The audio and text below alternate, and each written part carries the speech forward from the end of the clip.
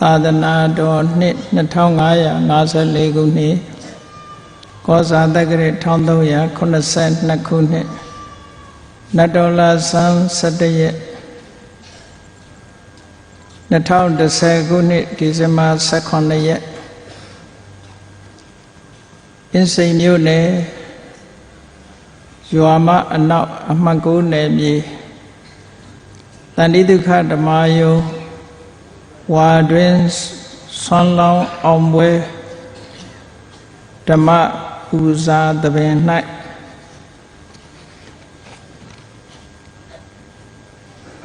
အင်းစိန်မြို့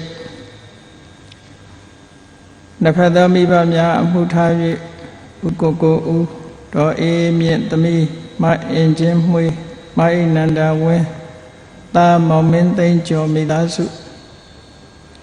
ကွယ်လွန်သူမိဘနှစ်ပါးဖြစ်ကြသောဥယျမောင်တော်စိန်နုအားရည်စူး၍သမီးတော်နိနီဝင်းမိသားစုနှစ်ဖက်သောမိဘများဖြစ်ကြသောဥထွန်းဖေတော်မြတ်သိန်း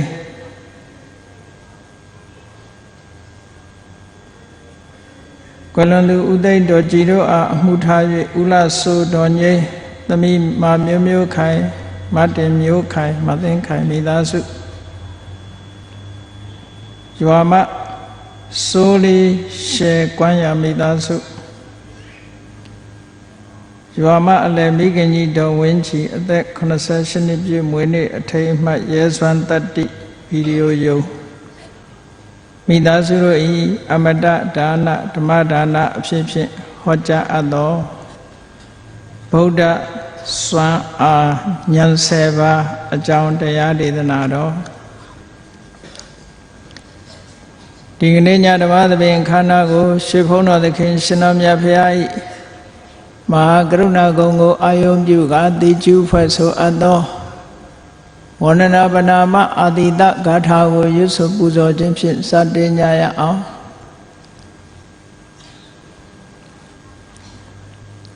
ယောကပကောတိဟိပိယပမေယံကာလံကရွန်တောတိဒုက္ခရာနိခေရံကတောလောကဟိတယာနာထောနမောမဟာကရုဏိကတတတ္တယောနာထောဝိနိယများစွာတတ္တဝါဤချမ်းသာစီးပွားလိုလားတောင်းတဂုံပေါင်းခါသဖြင့်နာထမြညာခြင်းရှင်တော်မြတ်ဖရာသည်ကပ္ပကောတိဟိပိဂရေကဘာအရေးအတွက်သင်္ချာတို့ဖြင့်တော်လဲအဘေမိယံရည်တွေ့တိုင်တာဖော်ပြခြင်းငါမစွမ်းနိုင်ပါသောကာလလေးအသင်ချေသိမ့်နေကဘာရှိကြသောကာလပတ်လုံးလောကဟိတယတတ္တလောကဤအကျိုးစီးပွားအလို့ငါအတိဒုက္ခရာနိဥစ္စာသက်ချေလက်အင်္ဂါမေတ္တာကြီးမှန်သမိတာနှင့်တထာဇနီစဉ္ဉ္ကြီးဟုကျက်သီထဝဲငါးသက်အစုအလွန်ခဲရင်သောမှုတို့ကိုကရွန်တော်ဖျားဖြစ်ရန်ဤတန်ကြုတ်ကုတ်အာထုတ်တော်မူရသည်ဖြစ်၍ခေရန်လက်ချေမျက်လုံးအသက်ဆုံးတရဲ့နှလုံးစိတ်ဝံကိုရောဤပင်မခြင်းတို့ကတောဘဝဒါနကျင့်ဖန်များစွာရောက်တော်မူခဲ့ရရှာလေပြီမဟာကရုဏီကတတတဝါများရင်ဝဲသားကဲ့သို့တနာချစ်ခင်မဟာကရုဏာရှင်ဖြစ်တော်မူသောတသနာထသဝိနည်းများစွာတတ္တဝါဤ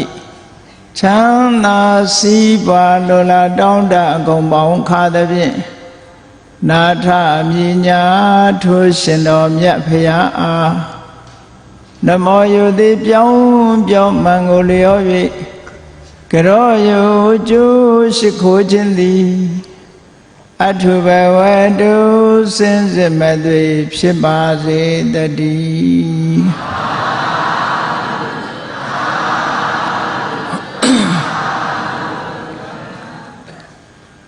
ဘုရားစွမ်းအားဉာဏ်7ပါးတဲ့ပါဠိစာပေမှာတထာဂတဗလ ဆိုတဲ့အမည်နဲ့မြတ်စွာဘုရားရဲ့ညာနာဗလလို့ခေါ်တဲ့ဉာဏ်စွမ်းအား10မျိုးကိုရှင်းလင်းဟောကြားထားတာရှိတယ်အလုံးပရဝဒဝင်သူတော်စင်တွေချီးညိုကိုးကွယ်ကြတဲ့မြတ်စွာဘုရားမှာကာယဗလလို့ခေါ်တဲ့ခန္ဓာကိုယ်ရဲ့အင်အားနဲ့ဉာဏဗလလို့ခေါ်တဲ့အသိဉာဏ်ရဲ့စွမ်းအားဟာသူမတူအောင်ကြီးမားတယ်ပေါ့အဲ့ဒီထဲမှာဉာဏဗလလို့ခေါ်တဲ့ဉာဏ်ရဲ့စွမ်းအားအမှန်တမ်းထက်မြက်လို့မြတ်စွာဘုရားသခင်ကိုရောမြတ်နဲ့တွေ့ကြုံကြရလို့တရားဓမ္မနာယူလိုက်ကြရတဲ့ပုဂ္ဂိုလ်တွေဟာလွယ်လွယ်ကူကူမြန်မြန်ဆန်ဆန်နဲ့အကျွတ်တရားကိုရရှိသွားနိုင်ကြတယ်မြတ်စွာဘုရားရဲ့ဉာဏ်တော်ရဲ့အထောက်အကူပြုမှုဟာအမှန်တမ်းကြီးကျယ်တယ်လို့ပြောရမြတ်စွာဘုရားရဲ့တရားကိုနာလိုက်ရလို့လွယ်ကူမှုရှိပေမဲ့အခြားပုဂ္ဂိုလ်များရဲ့တရားကိုနာယူတဲ့အခါမှာအဲ့ဒါလောက်လွယ်ကူမှုမရှိဘူးဆိုတာတသက်သက်ကာယတာရကအထောက်အထားတွေရှိတယ်ပေါ့ဆိုပါစို့သုလပန္ထကဆိုတဲ့ယဟန်တော်လေးဟာဘဝဝကျွေးလဲပါတယ်သာသနာပေါင်းဝင်ရောက်ပြီးတော့ယဟန်ဖြစ်လာတဲ့အချိန်မှာသူ့ရဲ့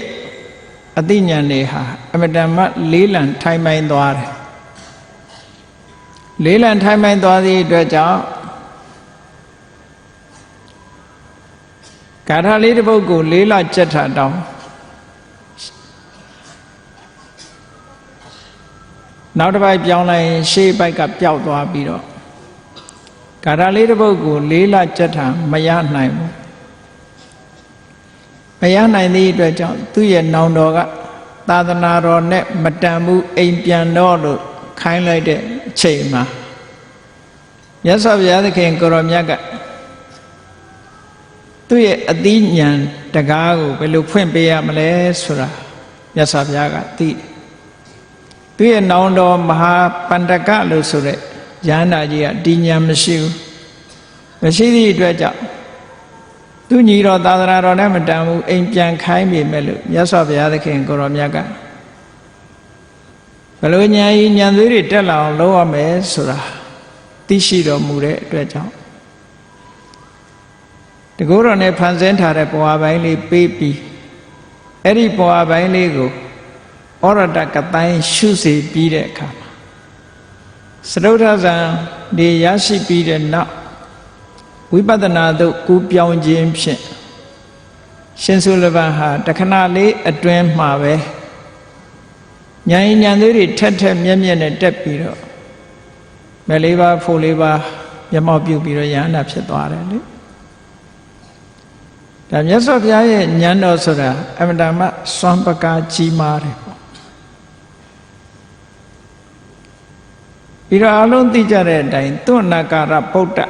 ရွှေပရိန်တဲ့သားယဟန်တော်လေးရှင်သာရိပုတ္တရာမထေရမြတ်ထံယဟန်ခံပြီးတော့ယဟန်ဘဝရောက်လာအဲ့ဒီယဟန်တော်လေးကိုလေရှင်သာရိပုတ္တရာကသူ့အမြင်မှာတော့လူငယ်လူရွယ်တွေဆိုတာ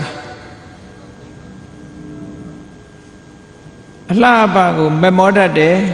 ဒါကြောင့်မို့အလှအပမမောတဲ့ရာဂတွေမဖြစ်ဖို့ဆိုပြီးတော့အလှအပကိုမမောတဲ့တွေ့တာတဲ့တဏှာကိုနှိမ်ဖို့ဆိုပြီးတော့အတုပကမ္မထံပေးတယ်သူလည်းပဲလေးလကြာလောက်အောင်တရားဓမ္မအားထုတ်တော်လည်းပဲတမာတိတောင်မရနိုင်မဲနဲ့ဖြစ်တယ်မြတ်စွာဘုရားစီ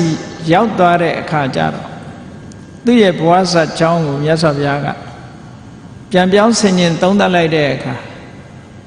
ဒီပုဂ္ဂိုလ်နဲ့အတုဝကမ္မထာနဲ့မတန်ဘူးဘာဖြစ်လို့လဲသူကအမြဲတမ်းအလှပစိတ်ဝင်စားနေတဲ့ပုဂ္ဂိုလ်မလှမပယွန်းစရာတွေကိုကြည့်နေရရင်သူဘယ်တော့မှစိတ်ဝင်စားမှာမဟုတ်ဘူးဆိုပြီးအမတန်လှပတဲ့ဂျာပန်ကြီးတစ်ခုကိုဖန်ဆင်းပေးလိုက်တာအဲ့ဒီဂျာပန်ကြီးရဲ့အသွင်ကိုအယောင်အဆင်းလောဟိတကတိုင်းကိုရှုပွားရင်းကနေပြီးတော့စိတ်တွေတည်ငြိမ်ပြီးတော့နောက်ဆုံးမှာအဲ့ဒီဂျာပန်ကြီးရဲ့ပြောင်းလဲပျက်စီးသွားတဲ့အနိစ္စသဘောတွေကိုရှုမြင်သုံးသပ်ခါဝိပဿနာသို့ကူးပြောင်းပြီးတော့သူလည်းတခဏအတွင်းမှာပဲယန္တာပုဂ္ဂိုလ်ဖြစ်သွားတယ်။ဟောမြတ်စွာဘုရားကဒါဉာဏ်ဉာဏ်သွေးဟာဘုရားရဲ့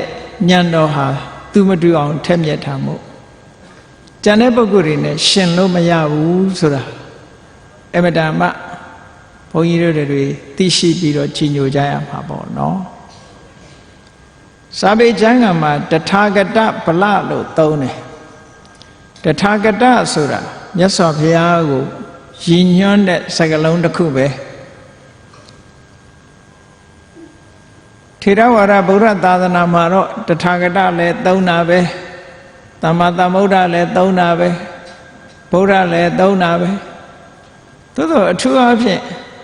မဟာယာနကျမ်းစာတွေမှာဆိုရင်တထာဂတဆိုတဲ့အသုံးကိုတော်တော်များများသုံးတာတွေ့ရတထာဂတဆိုတာအဓိပ္ပာယ်မျိုးမျိုးဖွင့်ဆိုထားတာရှိတယ်တထာဂတအဓိပ္ပာယ်တစ်ခုကမှန်တဲ့အတိုင်းပြောတတ်သူလို့အဓိပ္ပာယ်ရမှန်တဲ့စကားကိုပြောတတ်သူသို့မဟုတ်အမှန်တရားကိုဟောကြားတတ်သူလို့အဓိပ္ပာယ်ရနောက်အဓိပ္ပာယ်တစ်ခုကတော့တထာအာဂတလို့ပုတ်ဖြတ်ပြီးတော့ရှေးကဖျားတွေသိရှိလာတဲ့လမ်းကြောင်းအတိုင်းအဲ့ဒီကကျင့်လာတဲ့ကျင့်စဉ်တွေအတိုင်းကျင့်ပြီးတော့ဖျားဖြစ်လာသူလို့ဒီလိုအဓိပ္ပာယ်လည်းရတယ်နောက်တစ်ခုကဘာလဲလို့ဆိုရင်ယထာဝါဒီတထာဂါရီပြောတဲ့အတိုင်းလုပ်တယ်လုပ်တဲ့အတိုင်းပြောတယ်ဆိုတဲ့အဓိပ္ပာယ်နဲ့လည်းတထာဂတဆိုတဲ့အဓိပ္ပာယ်သုံးတယ်နောက်တစ်ခုကဟောသမျှတရားတွေဟာဘယ်တော့မှမမှားဘူးအလုံးဟာအမှန်ကြီးပဲမှားရတဲ့တရားဆိုတာတစ်ခုတလေမှမရှိဘူးဆိုတဲ့အဓိပ္ပာယ်နဲ့လည်းတထာဂတဆိုတဲ့အဓိပ္ပာယ်ကိုသုံးတယ်ပေါ့မြတ်စွာဘုရားကသူ့ကိုယ်သူရည်ညွှန်းတဲ့အခါမှာတစ်ခါတရံကြတော့အဟံငါဆိုတဲ့စကားလုံးကိုသုံးမိမယ်လေတော်များများနေရာတွေမှာတထာဂတောဆိုတဲ့စကားလုံးကိုသုံးလို့ရှိတယ်သူကသူကိုယဉ်ညွှန်းပြီးတဲ့အခါမှာတထာဂတကဆိုတဲ့အဓိပ္ပာယ်ကိုသုံးတယ်ဒါစာပေကျမ်းမှာသုံးပုံနဲ့ပတ်သက်ပြီးတော့မှတ်သားစရာလေးတစ်ခုပေါ့အခုဗုဒ္ဓစွမ်းအားဉာဏ်7ပါးကိုစာပေကျမ်းမှာတထာဂတဗလဆိုတဲ့အမည်နဲ့ဖွင့်ဆိုထားတယ်မဇ္ဈိမနိကေမဟာတိဟနာဒသုတ်မှာလည်းပါတယ်အင်္ဂုတ္တရနိကေမဟာတိဟနာဒမှာလည်းပါတယ်တထာဂတဗလကိုအသေးစိတ်ရှင်းပြထားတဲ့အသေးစိတ်ဖွင့်ဆိုရှင်းပြထားတာတော့အဘိဓမ္မာခုနှစ်ကျမ်းထဲမှာအပါဝင်ဖြစ်တဲ့ဝိဘင်္ဂကျမ်းမြန်မာပြည်မှာတော့ဝိဘင်ကျမ်းလို့ခေါ်တယ်အဲ့ဒီဝိဘင်္ဂကျမ်းထဲမှာလည်းပဲညာနာကထာဆိုတဲ့နေရာမှာညာနာဝိဘင်္ဂဆိုတဲ့နေရာမှာဟောဒီတထာဂတဗလဘုရားစွာအာဉာဏ်7ပါးကိုအသေးစိတ်ဖွင့်ဆိုပြီးတော့ရေးသားဖော်ပြထားတယ်ဘုန်းကြီးတို့ဒီကနေ့အဲ့ဒီဆိုင်ရာကျမ်းဂန်တွေနဲ့ဆိုင်ရာကျမ်းစာတွေမှာလာတဲ့အဖွင့်ထက္ကရာတွေကိုကြည့်ရှုပြီးတော့အနှစ်သာရထုတ်ပြီးတော့နားလည်အောင်သိရှိကြည်ညိုကြရအောင်ဒါကိုခေါ်ဖို့ရည်ရွယ်လာဒါကြောင့်မို့တထာဂတဗလကိုပဲဗုဒ္ဓစွမ်းအားဉာဏ်7ပါးလို့တထာဂတဗလဆိုတာဗုဒ္ဓစွမ်းအားပဲဗုဒ္ဓစွမ်းအားဆိုတာကာယဗလနဲ့ကွဲပြားခြားနာစေလို၍ဉာဏ်7ပါးလို့ဒီလိုမှတ်သားကြရအောင် အဲ့ဒီဉာဏ်ဉာဏ်သွေးတွေဟာသူမတူအောင်မြတ်စွာဘုရားမှာဉာဏ်ဟာတစ်မျိုးတည်းမရှိဘူးတစ်မျိုးတည်းမကဘူးအခုလို့10မျိုးတောင်ဒါ10မျိုးဆိုတာတထာဂတဗလအနေနဲ့10မျိုးပြောတာတခြားနည်းနဲ့ဆိုရင်ဘုရားရဲ့ဉာဏ်တော်တွေဟာမြောက်များစွာရှိသေးတယ်ပေါ့စအာတာဒရဏဘယ်သူနဲ့မှမတူတဲ့ဉာဏ်က6မျိုးဆိုတာတို့သဗ္ဗညုတဉာဏ်တော်ကြီးတို့ဆိုတာတွေရှိသေးတယ်ပေါ့နော်ဒီနေရာမှာသိရှိကြည်ညိုဖို့ရာအတွက်ကတော့တထာဂတဗလလို့ခေါ်တဲ့တတညာနာဗလညာတော်10ပါးကိုဘုန်းကြီးတို့တွေတတ္တဝါတွေရဲ့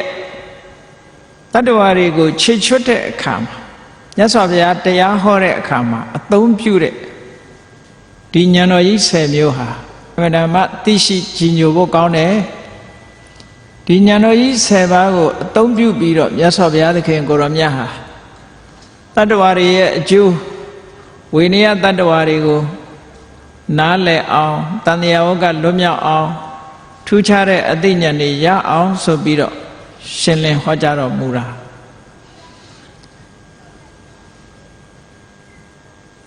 ဒီတထာဂတဗလလို့ခေါ်တဲ့ဘုရားရဲ့စွမ်းအားတွေဟာဒီစွမ်းအားရှိတဲ့ဖြင့်မြတ်စွာဘုရားဟာဘာတွေလုံနိုင်တာလဲလို့သိလို့ကောင်းသိချင်ကောင်းသိချင်ကြလိမ့်မယ်ထိုသုတ်တံမှာအချင်းချုပ်ပြောထားတာအချက်3ချက်ရှိတယ်ဟောဒီစွမ်းအား3မျိုးကြောင့်မြတ်စွာဘုရားဟာနံပါတ်1အာတပံဌာနံပฏิသနာတိတဲ့တကယ်ကိုထိတ်တန်းကိစ္စကြီးတွေမှာရဲတောက်ဝန်ခံရဲတယ်ပြောကြရဲလောကလူတွေဆိုတာဝန်ခံရဲတာမဟုတ်ဘူးမြတ်စွာဘုရားကတကယ်ကိုဒီအမြင့်ဆုံးအဆင့်မှာကိုပဲဘာပဲဖြစ်ဖြစ်ဝန်ခံပြောကြရဲတယ်ဥပမာဆိုတော့ဘုရားကိုအမေပု္ပ္ပစာပြဿနာတစ်စုံတစ်ခုသိကျင်လို့တပည့်တော်မေးချင်ပါတယ်လို့ဆိုလို့ရှိရင်မြတ်စွာဘုရားတွေကဘယ်လိုပြောတော့ဘယ်လိုမိန့်ရှိတော့ဆိုပု္ပ္ပယထာကင်္ခတိမေးချင်တာမေးချင်တာမေးလို့ဆိုတဲ့စကားဟာအရက်ကလူတွေကတော့မစင်မစားပြောချင်ပြောကောင်းပြောလိုက်မယ်သို့တော့ရှင်သာရိပုတ္တရာတောင်အဲ့ဒါလို့မပြောရဲဘူးဖျားပြီးရင်ဉာဏ်ရည်ဉာဏ်သေးအထက်ဆုံးလို့ဆိုရတဲ့ပညာရာမှဣတရေရတဲ့ရှင်သာရိပုတ္တရာတောင်မှပဲပု္ပ္ပယထာကင်္ခတိမင်းသိချင်တာမေးဆိုတဲ့စကားမပြောရဲဘူးရှင်သာရိပုတ္တရာကဘယ်လိုပြောတော့ပု္ပ္ပသုတ်တဝါဇာနိတ္တာမမေးပါတဲ့မိကုန်းကိုနားထောင်ပြီးတော့မှပဲဖြေနိုင်တယ်မဖြေနိုင်ဘူးပြောပါမယ်တဲ့ဟောရှော့လေးဝန်ခံရတာမြတ်စွာဘုရားကြတော့အဲ့လိုမဟုတ်ဘူးအာသဗံဌာနံပฏิသနာတိတကယ်ကိုထိတ်တန်းနေရာကနေပြီးတော့ရဲတောက်ဝန်ခံပြောကြားနိုင်တဲ့စွမ်းရည်တတ်တယ်ဘာကြောင့်ဒီလိုပြောနိုင်တာတုံးလို့ဆိုလို့ရှိရင်အခုပြောခဲ့တဲ့ဉာဏ်တော်10ပါးရဲ့စွမ်းပကားကြောင့်ပဲလို့ဒီလိုပြောဒီဉာဏ်10ပါးတင်ရှိတာမဟုတ်ဘူးမြတ်စွာဘုရားမှာသဗ္ဗညုတဉာဏ်ဆိုတာရှိသေးတယ်သဗ္ဗညုတဉာဏ်ဆိုတာကသဗ္ဗညုတဉာဏ်နဲ့ပတ်သက်ပြီးတော့နည်းနည်းဘဝတုတ္တရှိအောင်ထိဆက်ပြီးတော့ပြောရမယ်ဆိုရင်သဗ္ဗညုဆိုတာ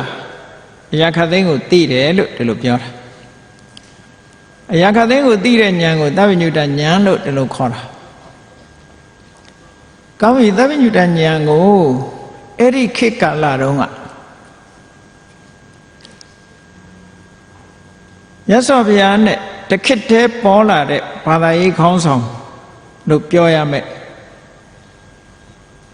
အညဒိဋ္ဌိယဆရာကြီးတွေအများကသာဓုတမ္မတော်သူတော်ကောင်းကြီးတွေလို့သတ်မှတ်ထားတဲ့ပုရဏကသဗ္ဗတို့မဂ္ဂရိဂောသလတို့သူတို့ပြောတဲ့သဗ္ဗညုတဉာဏ်ကဘယ်လိုသဗ္ဗညုတဉာဏ်တုံးဆိုလို့ရှိရင် သူတို့မှာတဲ့ဉာဏ်အမြင်ဟာအမြဲတမ်းထင်ဟပ်နေတယ်သူတို့မှာဉာဏ်ကြီးကအမြဲတမ်းလင်းထိန်နေတယ်ပေါ့သူတို့ဉာဏ်ကအမြဲသိနေတယ်မိထွန်းထားသလိုအမြဲလင်းနေတယ်အမြဲသိနေတယ်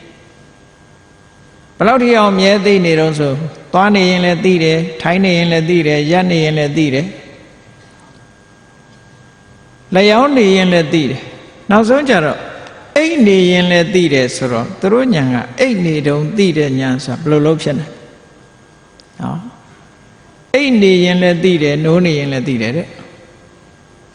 မြတ်စွာဘုရားကအဲ့ဒါလိုမရှိတာမဟုတ်ဘူးအဲ့ဒါလိုဉာဏ်မျိုးကတော့မရှိနိုင်ဘူးဘုန်းကြီးတို့တွေကအိတ်ပြောနေတဲ့အချိန်မှာအသိဉာဏ်ရှိပါမလားနော်အိတ်နေတဲ့အချိန်မှာဘာမှဒီကလူကသိတာမှမဟုတ်ဘူးကဲသိလို့ရှိရင်အိတ်နေတော့မှအိမ်မှာတက်ပြီးသခိုးခိုးသွားတာတွေပဲမရှိဘူးလားမသိလိုက်လို့ခံလိုက်ကြရတာလားသိရတဲ့နဲ့ခံတာလားသိမှမသိတာနော်ဒီပြဟာသိဖို့ဆိုတာနေနေသားသား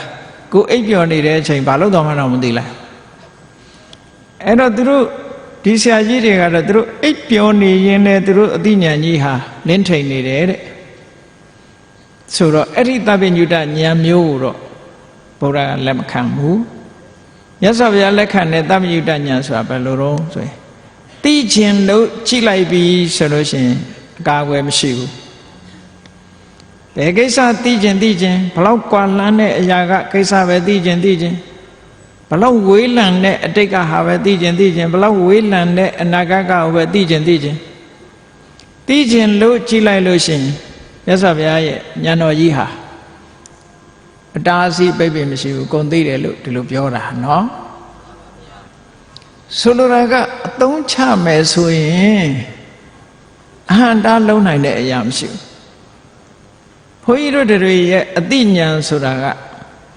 ဘလောက်မှဝေးတာမဟုတ်ဘူးပိတ်ဆို့သွားတာဟိုဘက်ကိုမသွားနိုင်ဘူး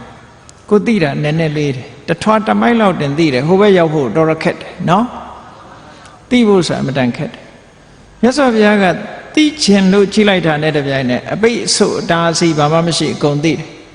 ယာဝတကံညေယံတာဝတကံညာဏံနဲ့သိเสียတွေရှိသလောက်ဉာဏ်ကြီးကလိုက်သိနေတယ်တဲ့နော်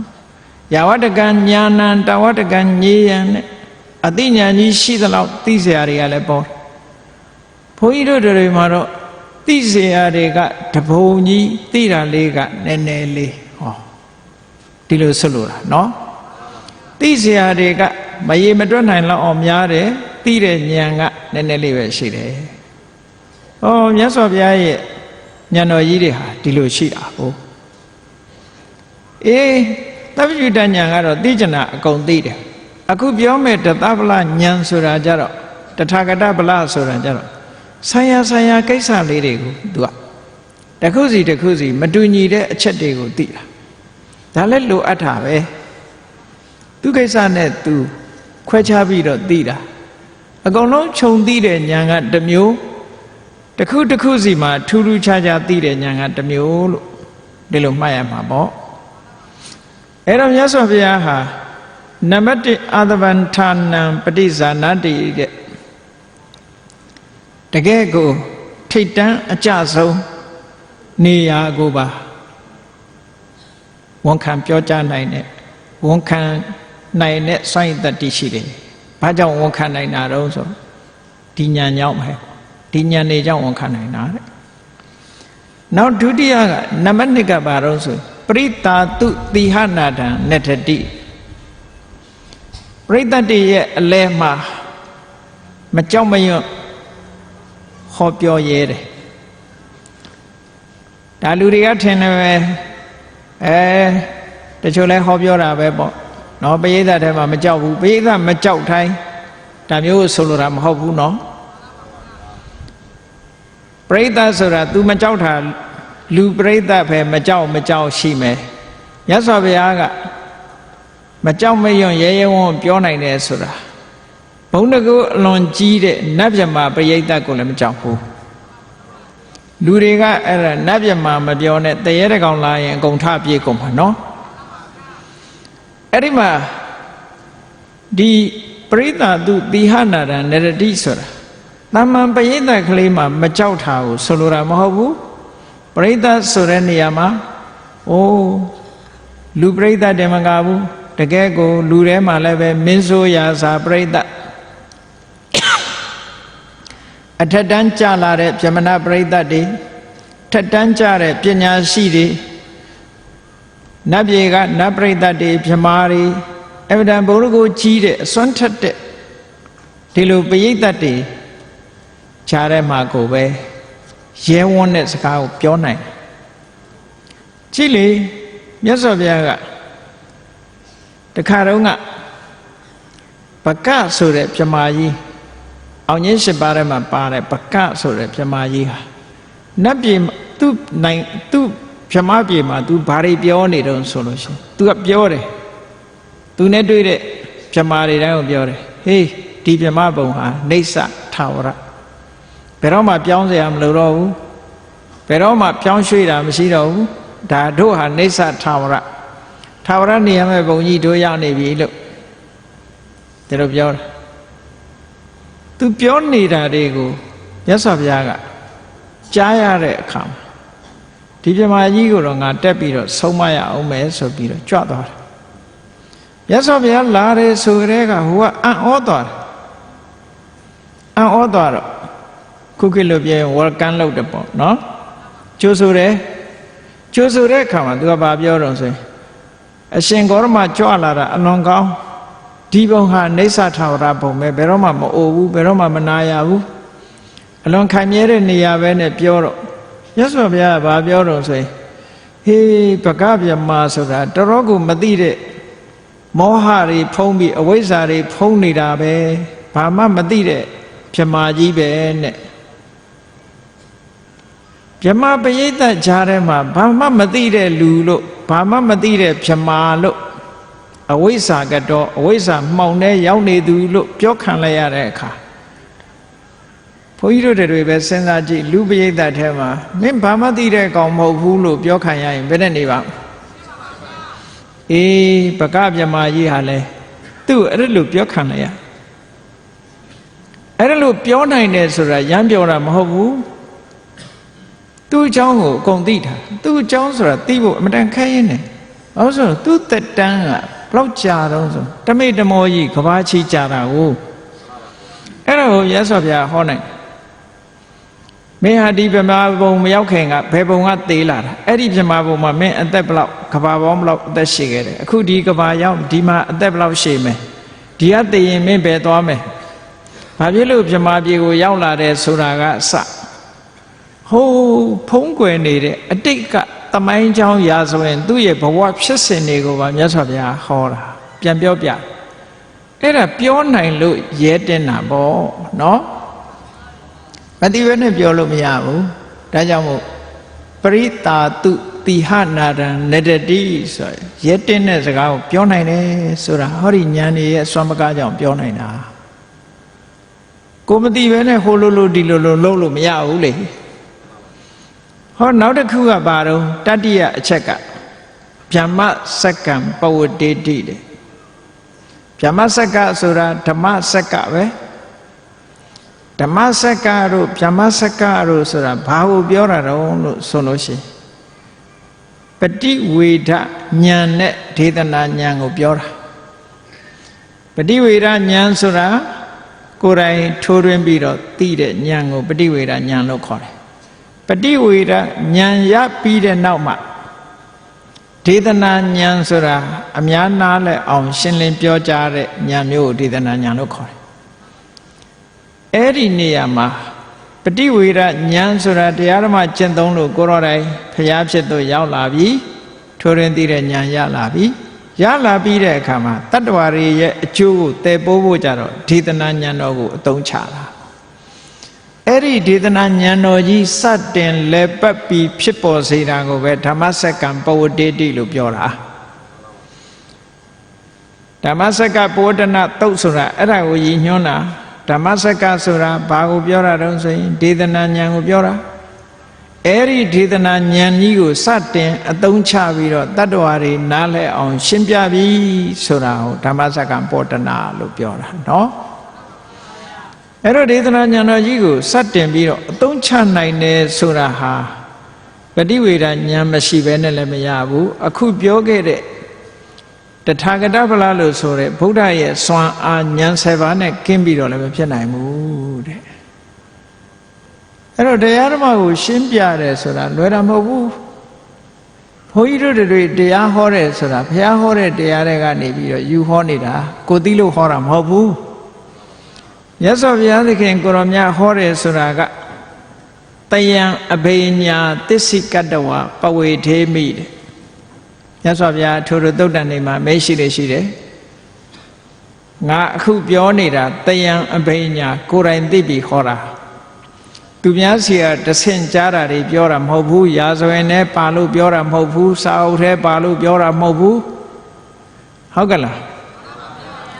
အဲ့ဒါလို့သူပြောလူပြောတွေနဲ့ငါပြောတာမဟုတ်ဘူးတယံပညာငါကိုယ်တိုင်သိထားတာသိုံနဲ့မကဘူးသစ္စိကတ္တဝါအသိဉာဏ်နဲ့ရှင်ကပ်ပြီးတော့အသုံးချတာကိုယ်တိုင်သိပြီးတော့ကိုယ်တိုင်မျက်မှောက်ပြုပြီးဟောတာဖြစ်တယ်လို့ဒီလိုရဲရဲဝံ့ပြောနိုင်တာပေါ့အဲ့ဒါလို့ပြောနိုင်တာဟာလေဒီဉာဏ်ကြီးတွေကြောင့်ပြောနိုင်တာတဲ့ကဲကောင်းပြီဉာဏ်7ပါးဆိုတာမြတ်စွာဘုရားရဲ့စွမ်းပကားထက်မြက်တဲ့ဉာဏ်7ပါးဆိုတာဘာလဲတဲ့နံပါတ်1ကအကြောင်းတရားဖြစ်နိုင်တာကိုဖြစ်နိုင်တယ်လို့မြင်တယ်မဖြစ်နိုင်တာကိုမဖြစ်နိုင်ဘူးလို့မြင်တယ်ပါဠိလိုပြောရင်ဌာနအဌာနဌာနဆိုတာဖြစ်နိုင်စရာရှိတဲ့အကြောင်းအဌာနဆိုတာမဖြစ်နိုင်ဖြစ်နိုင်တာနဲ့မဖြစ်နိုင်တာကိုကွဲကွဲပြားပြားသိတဲ့ဉာဏ်အဲ့ဒီဉာဏ်ဟာနံပါတ်1ဉာဏ်ပဲမြတ်စွာဘုရားဒါအမှန်တန်ရေးကြည့်တယ်ဘုန်းကြီးတို့တွေကရမ်းတမ်းပြီးတော့ဒါတော့ဖြစ်နိုင်ပါတယ်ဟိုကတော့မဖြစ်နိုင်ပါဘူးဆိုတာအပေါ်ယံလေးတွေပြောကြတာနော်အဲ့ဒါဘုန်းကြီးတို့တဏှာမှာဟောထားတဲ့တရားတစ်ပုဒ်ရှိတယ်နာမည်ကဖြစ်နိုင်တာနဲ့မဖြစ်နိုင်တာလို့နာမည်ပေးပြီးဟောထားတယ်ဒီဉာဏ်အကြောင်းနော်အဲ့တော့ဖြစ်နိုင်တာနဲ့မဖြစ်နိုင်တာဆိုတာတစ်ခုပြောပြမယ်သောတာပန်ပုဂ္ဂိုလ်တယောက်ကကံကြီးထိုက်အောင်အမေဖေကိုတတ်တယ်ယဟန္တာကိုတတ်တယ်မြတ်စွာဘုရားသေစိန်တေအောင်လုပ်တယ်တန်ခါသင်ခွဲတယ်ဆိုတာမဖြစ်နိုင်ဘူးပုရုဇဉ်တယောက်ကအဲ့ဒီအမှုတွေကိုကျူးလွန်တယ်ဆိုတာဖြစ်နိုင်တယ်ဟောတာဖြစ်နိုင်တာနဲ့မဖြစ်နိုင်တာပဲပေါ့သောတာပန်ပုဂ္ဂိုလ်တယောက်ကသင်္ခါရတရားကိုနေဆာလို့ဒုက္ခလို့သူဘလို့အတ္တလို့ဒီလိုရှုမြင်ဖို့ဆိုတာမဖြစ်နိုင်ဘူးတဲ့ပုရုဇဉ်တယောက်ကအဲ့လိုရှုမြင်တာဖြစ်နိုင်တယ်ဟောတာဖြစ်နိုင်တာနဲ့မဖြစ်နိုင်တာပေါ့ကုသိုလ်ကံရဲ့မကောင်းတဲ့အကျိုးဆိုတာမဖြစ်နိုင်ဘူးအကုသိုလ်ကံရဲ့ကောင်းတဲ့အကျိုးဆိုတာလည်းမဖြစ်နိုင်ဘူးကုသိုလ်ကံရဲ့ကောင်းတဲ့အကျိုးအကုသိုလ်ကံရဲ့မကောင်းတဲ့အကျိုးဆိုတာဖြစ်နိုင်တယ်ဟောဖြစ်နိုင်တာနဲ့မဖြစ်နိုင်တာကိုမြင်တာအဲ့ဒါလို့အကြောင်းတရားတွေနဲ့ပတ်သက်ပြီးတော့ပိုင်းပိုင်းခြားခြားသိတဲ့ဉာဏ်ကိုဌာနဌာနဉာဏ်လို့ဒီလိုခေါ်တယ်အဲ့ဒါနံပါတ်1ဉာဏ်ပဲဒါအမတမအရေးကြီးတဲ့ဉာဏ်တစ်ခုပဲပေါ့ဖြစ်နိုင်တယ်မဖြစ်နိုင်ပဲမသိပဲနဲ့လူတယောက်ကိုသောတပန်ဖြစ်အောင်သဂရဂံဖြစ်အောင်အနာဂံဖြစ်အောင်ယန္နာဖြစ်အောင်တရားပေးနိုင်မှာမလားပေးနိုင်ဘူးဖြစ်နိုင်တယ်မဖြစ်နိုင်ဘူးဆိုတာသိကိုသိရဒါအမတမအရေးကြီးတဲ့နံပါတ်1အရေးကြီးတဲ့ဉာဏ်ကြီးပဲဒါဖြင့်နော်အကြောင်းဟုတ်တယ်အကြောင်းမဟုတ်ဘူးဆိုတာကိုဒါသိဖို့အမတမအရေးကြီးတယ်ဒီဉာဏ်ကတတ္တဝါတွေနဲ့ပတ်သက်လာလို့ရှင်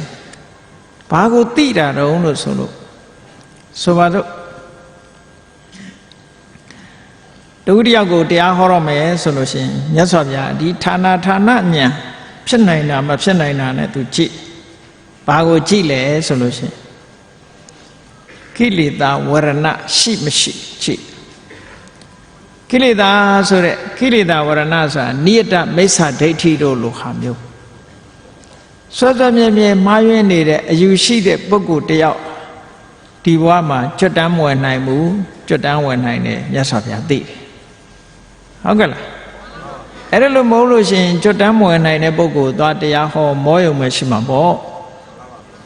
အဲ့တော့မြတ်စွာဘုရားကြတော့တည်တည်ချာချာရွေးချယ်ပြီးတော့သိတယ်ဌာနဌာနညာနဲ့ဖြစ်နိုင်တာနဲ့မဖြစ်နိုင်တာသေချာပိုင်းပိုင်းခြားခြားသိတဲ့အတိုင်းမြတ်စွာဘုရားကတရားဟောတယ်ဒါကြောင့်မို့လို့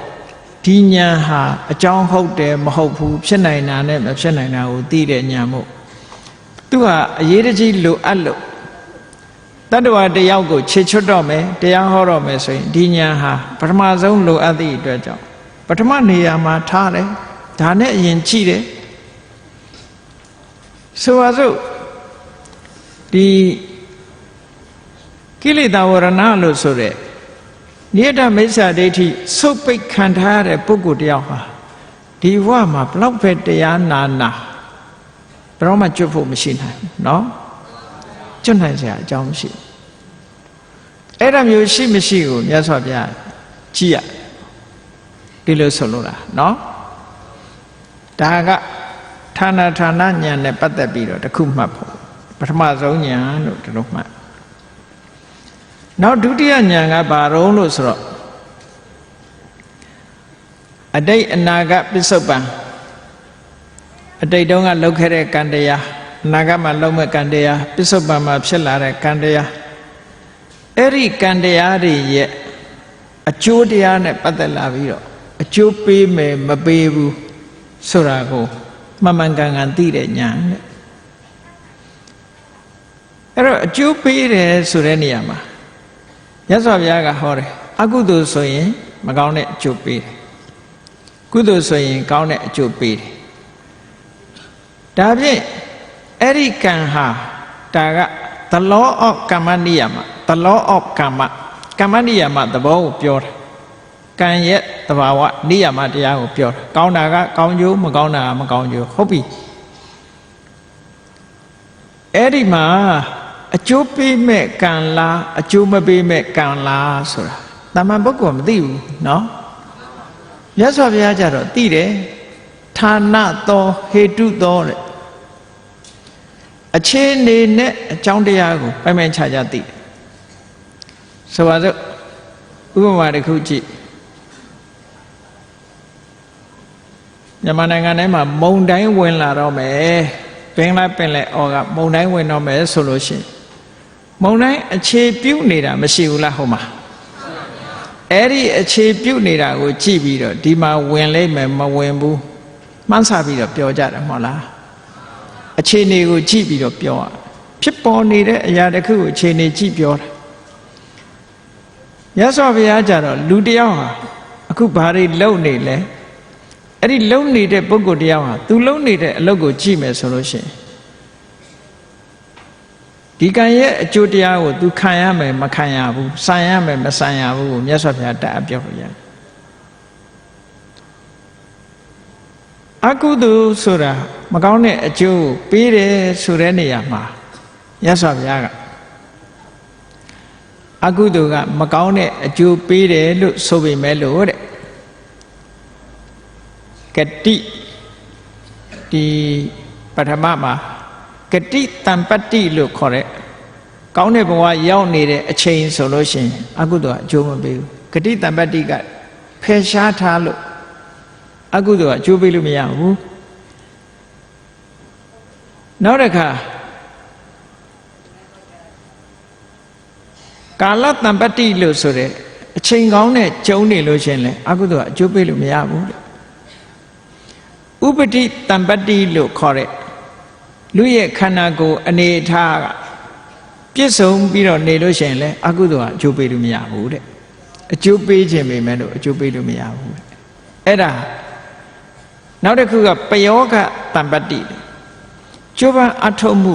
လုံလရှိနေတဲ့ပုဂ္ဂိုလ်ကိုလည်းပဲအကုသိုလ်ကအကျိုးပေးခြင်းနဲ့အကျိုးပေးလို့မရဘူးတဲ့အကုသိုလ်ဆိုတာမကောင်းလို့ပေးတာတော့မှန်တယ် သို့တော့တမ္ပတ္တိ၄ပါးကဟန်တားထားလိုက်လို့ရှင်အဲ့ဒီအကုသိုလ်ကံဟာမကောင်းကျိုးမပေးနိုင်သေးဘူးတဲ့ဒါဖရာကဒီလိုသိတယ်ဟုတ်ကဲ့လားတာမန်လူတွေကတော့ဒါလို့ရင်အကုသိုလ်ကျိုးမကောင်းတာလည်းမကောင်းတာဖြစ်မဲ့ဒီလောက်ပဲပြောလို့ရဟောနောက်တစ်ခုက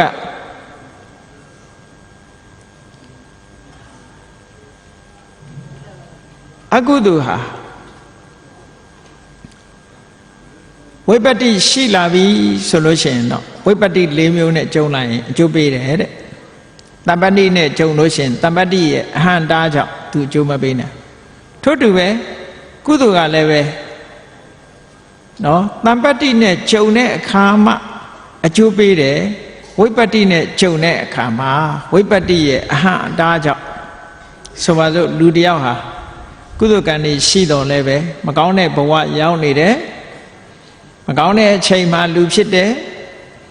သူ့ရဲ့ဥပရိကလည်းပဲဥပရိယုတ်ကလည်းညံ့တယ်နော်ကြိုးစားအထောက်မှုကလည်းမရှိဘူးဆိုလို့ရှိရင်ကုသိုလ်ကအကျိုးပေးလို့မရဘူးတဲ့အဲ့ဒီပုဂ္ဂိုလ်မှာဒီလိုဆိုလိုတာနော်အဲ့တော့ဂရိတံပတ္တိကဂတိဝိပတ္တိတို့ကာလဝိပတ္တိတို့ဥပရိဝိပတ္တိတို့ဒီဘယောဂဝိပတ္တိလို့ဆိုတဲ့ချုံငယ်မှုတွေနဲ့ကျုံနေလို့ရှိရင်ကုသိုလ်ကအကျိုးပေးလို့မရဘူးတဲ့ကုသိုလ်ပြည့်ပြည့်ဝဝအကျိုးပေးနိုင်တယ်ဆိုတာတမ္ပတ္တိနဲ့ကျုံတဲ့အခါမှာပေးတယ်တဲ့ဒါဟာဖြစ်နိုင်တာနဲ့ဖြစ်နိုင်ခြေနဲ့ကြည့်ပြီးတော့မြတ်စွာဘုရားကကံတရားကိုဆုံးဖြတ်ပေးနိုင်တယ်ဒါဟာမြတ်စွာဘုရားရဲ့ကမ္မတမာရဏနဲ့ပတ်သက်တဲ့ဒုတိယဉာဏ်တော်ကြီးပဲဒုတိယဉာဏ်တော်ကြီးပဲကမ္မဝိပါကနဲ့ပတ်သက်ပြီးတော့ရှင်းရှင်းလင်းလင်းသိတော်မူတယ်မြတ်စွာဘုရားအဲ့ဒါလို့ရှင်းရှင်းလင်းလင်းသိတော့ဘာကိုသူပြောနိုင်တော့ဆိုလို့ရှင်ကမ္မဝိပါကဉာဏ်နဲ့ဝိပါကဝရဏရှိမရှိသိနိုင်ဝိပါကဝရဏဆိုတာလူတယောက်ဟာဒွိဟိတ်ပဋိသန္ဓေနေခဲ့တယ်ဒွိဟိတ်ပုဂ္ဂိုလ်ဖြစ်နေတယ်အာဟိတ်ပဋိသန္ဓေနဲ့နေလာခဲ့တယ်အဲ့တော့ဒွိဟိတ်ပဋိသန္ဓေဆိုတာသူတရေထဲမှာအတိညာမပါတဲ့ဟာကိုပြောတာနော်အာဟိတ်ဆိုတဲ့ဟာကြတော့ပို့ပြီးတော့အစွမ်းတတိနဲတယ်ဟိတုလို့ခေါ်တဲ့အလောဘအရောဓတွေမပါဘူးအမောဟဆိုတဲ့အတိညာလည်းမပါဘူးအဲ့ဒါလောက်ပြော့ညံ့တဲ့ပရိသေတွေနေလာတဲ့ပုဂ္ဂိုလ်ဟာဝိပါကဝရဏလို့ခေါ်တယ်ဘယ်လိုပဲတရားဟောဘယ်လိုပဲတရားကျင့်အဲ့ဒီပုဂ္ဂိုလ်မျိုးဟာဒီဘဝမှာအောင်မြင်နိုင်တဲ့ပုဂ္ဂိုလ်မျိုးမဟုတ်ဘူးတဲ့ဒါကံတရားတွေနဲ့ပတ်သက်ပြီးတော့မြတ်စွာဘုရားဒုတိယဉာဏ်နဲ့သိတော်မူတာပေါ့ဒါကမ္မကမ္မဉာဏ်လို့ခေါ်တယ်နောက်တတိယဉာဏ်တော်ကဘယ်လိုဟာတော့လို့ဆိုတော့သဗ္ဗထခာမိနေပฏิပဒံယထာဘုဒ္ဓံဇာနာတိသဗ္ဗထခာမိနေပฏิပဒါစာဘဝခရီးကိုဒီလူလုံနေတဲ့အလုပ်တွေဟာဘယ်ဘဝကိုသူရောက်လိုက်မယ်ဆိုတာကိုမြတ်စွာဘုရားအတိအကျပြောနိုင်သူ့ရဲ့လောက်ရကိုကြည့်ပြီးတော့လူတယောက်ကိုပြောတယ်လူတယောက်ဟာမကောင်းတာတွေလုပ်နေတယ်အကုသိုလ်လုပ်တွေလုပ်နေတယ်ဆိုလို့ရှိရင်မြတ်စွာဘုရားကသူလုပ်နေတာကိုကြည့်ပြီးတော့ဒီလူကငရဲရောက်မှာအကုသိုလ်လှုပ်ထားခြင်းတူပေမဲ့လို့ဒီလူကငရဲရောက်မှာဒီလူကတရိษံဘုံရောက်မှာဒီလူကပြိတ္တာဘုံရောက်မှာလို့ခွဲပြောနိုင်မုံတိုင်းကြည့်မုံတိုင်းဆင်းနေတိုင်းလည်းပဲမုံတိုင်းကတိုက်တာမဟုတ်ဘူးဟုတ်ကလားအခြေအနေတခုကိုကြည့်ပြီးပြောတဲ့အခါမှာအမတန်မှဆုံးဖြတ်ချက်ကမြတ်စွာဘုရားဒီလူတယောက်ရဲ့ဒီစိတ်ထဲရဲ့လှုံ့ဆော်ချက်တွေဘယ်လောက်ရှိတယ်ဆိုတာအသေးစိတ်သိလို့ဒီလိုပြောလို့ရသူလုံနေတဲ့အကုသိုလ်ကသူငရဲရောက်မှာဟုတ်လားသဗ္ဗထဂ ामिनी ပိဋိပဒါဆိုတာသူလုံနေတဲ့အလုပ်ကငရဲကြဆိုပါစို့လူတယောက်ဟာပါဏာတိပါဒအမှုကိုပြုနေတယ်တငယ်ချင်း3ယောက်ပါဏာတိပါဒအမှုပြုနေတယ်ဆိုပါစို့ပြုနေတဲ့အခါမှာပါဏာတိပါဒအမှုပြုတိုင်းဒီလူရဲ့စိတ်အခြေအနေဟာတူနိုင်မတူနိုင်စဉ်းစားကြည့်နော်တစုံတစ်ခုကိုလှုပ်ပေမဲ့လို့တူတာမတူတာရှိသေးတယ်အဲ့တော့မြတ်စွာဘုရားကသူကတော့သူစေရနာစွမ်းအားတွေတအားပို့သည့်အတွက်ကြောင့်သူကငရဲကြမှာသူ သူကတော့ငရဲတော့မကြဘူးတရိษံဖြစ်သူကတော့တရိษံတော့မဖြစ်ဘူးပြိတ္တာဖြစ်နိုင်တယ်ဟောကံတရားတွေနဲ့ပတ်သက်ပြီးတော့လောက်ရက်ကိုကြည့်ပြီးတော့မြတ်စွာဘုရားဘယ်ကိုသွားမဲ့လောက်ရက်လဲဆိုတာကိုဆုံးဖြတ်ပေးနိုင်တယ်တဲ့အဲ့ဒီညာကကောင်းတဲ့ပုံတွေပြောမယ်ဆိုလို့ရှိရင်ကုသိုလ်ကောင်းမှုလုပ်နေတယ်အေးတူတူပဲအခုတရားနာနေတဲ့လူတွေပဲကြည့်တရားနာနေတဲ့စိတ်ဆွမ်းအားခြင်းအကုန်လုံးမတူဘူးเนาะတချို့ကငိုက်ချင်လဲငိုက်တဲ့လူပါခြင်းပါမှာပေါ့တူတူစကားပြောနေတဲ့လူလည်းပါခြင်းပါမှာပေါ့အာယုံစိုက်ပြီးတော့နားထောင်နေတဲ့လူလည်းပါမှာပေါ့မရှိပေဘူးလားဟိုတွေးဒီတွေးအိမ်တကားမပိတ်ခဲ့ရလို့ပြန်ပြီးတော့အိမ်တတိယနေတဲ့လူတွေလည်းပါမှာပေါ့အဲ့ဒါလို့အမျိုးမျိုးပါတဲ့အထဲမှာမြတ်စွာဘုရားကသိတယ်နော်ဒီတရားနာနေတဲ့ကုသိုလ်ကြောင့်တယောက်ကတော့နတ်ပြည်ရောက်မယ်တယောက်ကတော့လူပြည်လောက်ပဲရောက်မယ်ဆိုဟိုတယောက်ကြတော့နိဗ္ဗာန်ထိအောင်ရောက်လိမ့်မယ်အသိဉာဏ်တွေပေါက်ပြီးတော့အဲ့ဒါလို့ရောက်မဲ့နေရာတွေကိုမြတ်စွာဘုရားကသူ့ရဲ့စိတ်ထဲမှာဖြစ်ပေါ်နေတဲ့အနေအထားတွေကိုကြည့်ပြီးတော့အတိအကျဖော်ထုတ်နိုင်တဲ့အသိဉာဏ်မျိုးကိုဒါသဗ္ဗထဂါမိနိပฏิပဒါဉာဏ်လို့ဒီလိုခေါ်တယ်ဟုတ်ကဲ့လားဒီလိုဉာဏ်မျိုးကအမှန်ပုဂ္ဂိုလ်မျိုးမှာရှိတာမဟုတ်ဘူးဘုရားမှာရှိတာတဲ့ဒါကိုဘုရားကဒီဉာဏ်နဲ့ရှင်းရှင်းလင်းလင်းပြောပြနိုင်တယ်ပေါ့အဲ့ဒီဉာဏ်ဟာကမ္မပရိစ္ဆေဒကံအပိုင်းခြားကိုသိတဲ့ဉာဏ်တစ်မျိုးဖြစ်တယ်သဗ္ဗထပฏิပဒါဉာဏ်ဆိုတာမကောင်းတဲ့အကုသိုလ်ကံတွေရဲ့အဟန့်တာမရှိဘူးရှိတယ်မရှိဘူးသူလုပ်တဲ့ကံရဲ့စွမ်းအားငရဲထီအောင်ပို့မှာလားသို့မဟုတ်ပြိတ္တာဘုံလောက်တင်လားသို့မဟုတ်တိရစ္ဆာန်ဘုံလောက်တင်လားသူလုပ်တဲ့ကုသိုလ်ကလူပြည်တင်ပို့နိုင်တာလားသို့မဟုတ်နတ်ပြည်ထိပို့နိုင်သလားသူလုပ်တဲ့ကုသိုလ်ကနိဗ္ဗာန်ထိပို့နိုင်သလားဆိုတာဘုရားမှသိတယ်ပေါ့ဒီညာနဲ့သိတာတဲ့ဟောနောက်တစ်ခု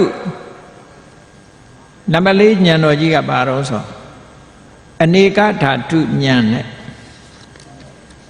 မြတ်စွာဘုရားဟာဒီဉာဏ်ဤဉာဏ်သွေးနဲ့ပတ်သက်ပြီးတော့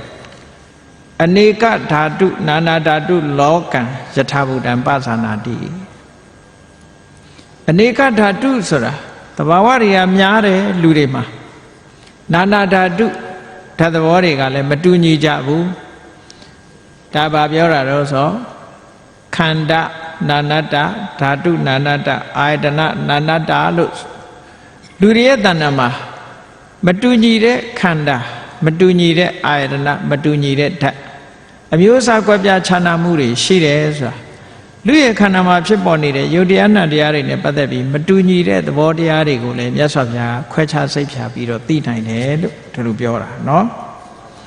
အဲ့ဒါလို့ခွဲခြားစိတ်ဖြာသိခြင်းအားဖြင့်စွန့်ရင်တတိခြင်းလည်းမတူဘူးဆိုတာရှင်းလင်းပြီးတော့ပြောကြားနိုင်တာပေါ့ဒီလိုဆိုလို့တယ်အဲ့ဒီမှာအနေကဓာတုဓာတ်သဘောတွေမတူဘူးဆိုတဲ့အခါမှာလူတွေရဲ့အကျင့်စရိုက်တွေကလည်းမတူကြဘူးပေါ့အကျင့်စရိုက်မတူတဲ့အခါမှာတရားဟောတဲ့အခါမှာတစ်မျိုးတည်းဟောလို့မရဘူးတဲ့ဒါကြောင့်မို့လို့ဒီပရိသတ်နဲ့ဒီလူနဲ့တွေ့ရင်ဒီတရားဟောတယ်ဟိုလူနဲ့တွေ့ရင်ဟိုတရားဟောတယ်ဟုတ်ကဲ့လားတတ္တဝါတွေရဲ့စရိုက်ကိုကြည့်ပြီးတော့ဟောတာဒီဉာဏ်ကြီးရှိလို့ဟောနိုင်တာတဲ့ဒါကြောင့်မို့လို့သူတို့ရဲ့ဇယိုက်အထုကိုသိနိုင်တဲ့ဉာဏ်ဒီဉာဏ်ဟာလည်းပဲတတ္တဝါတွေကိုခြေချွတ်တဲ့နေရာမှာအလွန်အရေးကြီးတဲ့ဉာဏ်တစ်ခုပဲတဲ့နောက်တစ်ခုကဘာတော့ဆိုလို့ရှိရင်တတ္တနာနာနာဓိမုတ်တိကတံယထာဘုဒ္ဓံဇာနာတိပဇာနာတိတတ္တဝါတွေရဲ့နှလုံးသွင်းမတူညီမှုကိုလည်းပဲမြတ်စွာဘုရားသိတယ်တချို့ကသူတို့ရဲ့စိတ်နေသဘောထားတွေနှလုံးသွင်းတရားတွေစိတ်ထားတွေမတူကြဘူးတချို့စိတ်ထားကအဆင့်မြင့်တယ်တချို့စိတ်ထားအောက်တန်းကျမပြောကြဘူးလားလူတွေဒီလူစိတ်ထားတော့အောက်တန်းကျတယ်ဟိုလူကစိတ်ထားမြင့်တယ်လို့ပြောကြတယ်ဟုတ်ကဲ့လားအေးယုံညာနဲ့အတွေးရှိတဲ့ပုဂ္ဂိုလ်ယုံညာနဲ့စိတ်ထားရှိတဲ့ပုဂ္ဂိုလ်ရှိသလိုမြင့်မြတ်တဲ့အတွေးရှိတဲ့ပုဂ္ဂိုလ်မြင့်မြတ်တဲ့စိတ်ထားရှိတဲ့ပုဂ္ဂိုလ်ရှိတယ်အဲ့ဒီထက်မဲ့ မြင့်မြတ်တဲ့စိတ်ထားရှိတဲ့ပုဂ္ဂိုလ်တွေကမြင့်မြတ်တဲ့စိတ်ထားရှိတဲ့ပုဂ္ဂိုလ်တွေနဲ့ပေါင်းကြတယ်ယုံနေတဲ့စိတ်ထားရှိတဲ့ပုဂ္ဂိုလ်တွေကယုံနေတဲ့ပုဂ္ဂိုလ်တွေနဲ့ပဲအပေါင်းအသင်းလုပ်ကြတယ်ဆိုပါစို့ပညာထက်မြက်တဲ့ရှင်သာရိပုတ္တရာထံတပည့်ခံပြီးတော့ဝင်ရောက်လာတဲ့ယဟန်တွေကပညာထက်တဲ့ကိုယ်တော်တွေကြီးပဲပညာရေးလိုက်စားတဲ့ပုဂ္ဂိုလ်တွေကြီးပဲတကူအရာထက်မြက်လာတဲ့ရှင်မောက္ကလန်နဲ့တွဲဖက်လာတဲ့သူတပည့်တွေဟာအကုန်တကူဘက်မှာ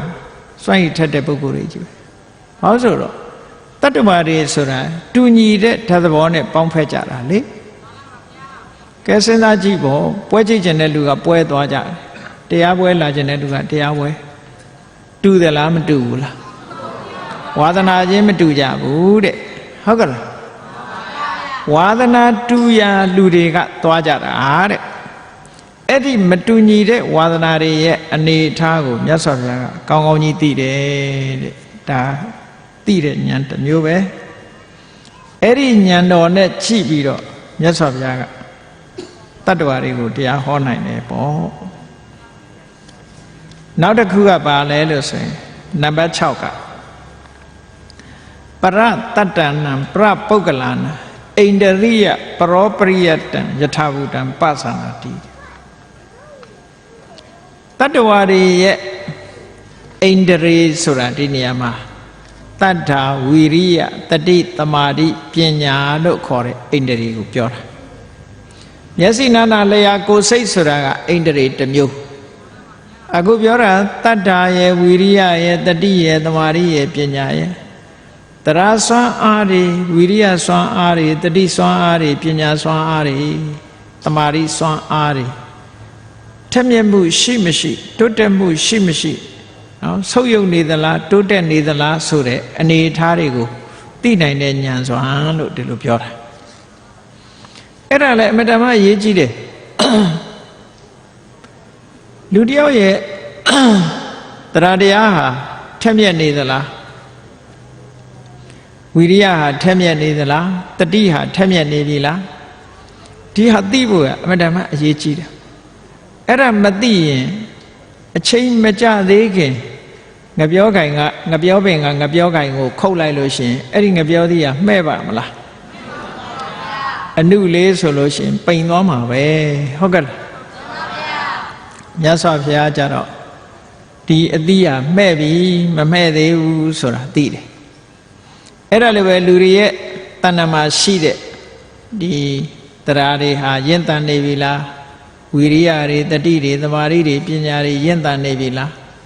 ဒါတွေကိုမြတ်စွာဘုရားအသေးစိတ်သိတာဒါကြောင့်မို့လို့ဟောလိုက်တယ်ဆိုလို့ရှိရင်နှုတ်တော်ကဖွင့်ထုတ်ပြီးဟောလိုက်တာနဲ့တစ်ဖက်သားကချက်ချင်းအကျိုးတရားရသွားဒီလိုဆိုလို့ကြည့်လေမြတ်စွာဘုရားကသုဘတ္တပြပိုက်ကြီးဟာမြတ်စွာဘုရားပြိဋိဘံစံမဲ့နေ့မှာသူ့ရဲ့အသိဉာဏ်တွေကရင့်ကျက်တာအဲ့ဒီကြမှာသူဘုရားစီလာခြင်းနဲ့စိတ်ပေါက်မှာရင့်ကျက်မှာသူအဲ့ဒီအချိန်ပြောမှနားလဲမယ်ဒီတဲ့စောပြီးပြောလို့လည်းနားမလဲဘူးမြတ်စွာဘုရားဟာ10လလောက်ကြိုပြီးတော့ပြိဋိဘံစံဖို့အသက်80မပြည့်ခင်10လကြိုပြီးတော့ဘုရားကယောဂဖြစ်တယ်အဲ့ဒီယောဂကမာရဏန္တိကလို့ခေါ်တယ်သေချနာကတ်သွားလောက်တဲ့ယောဂဝေဒနာမျိုး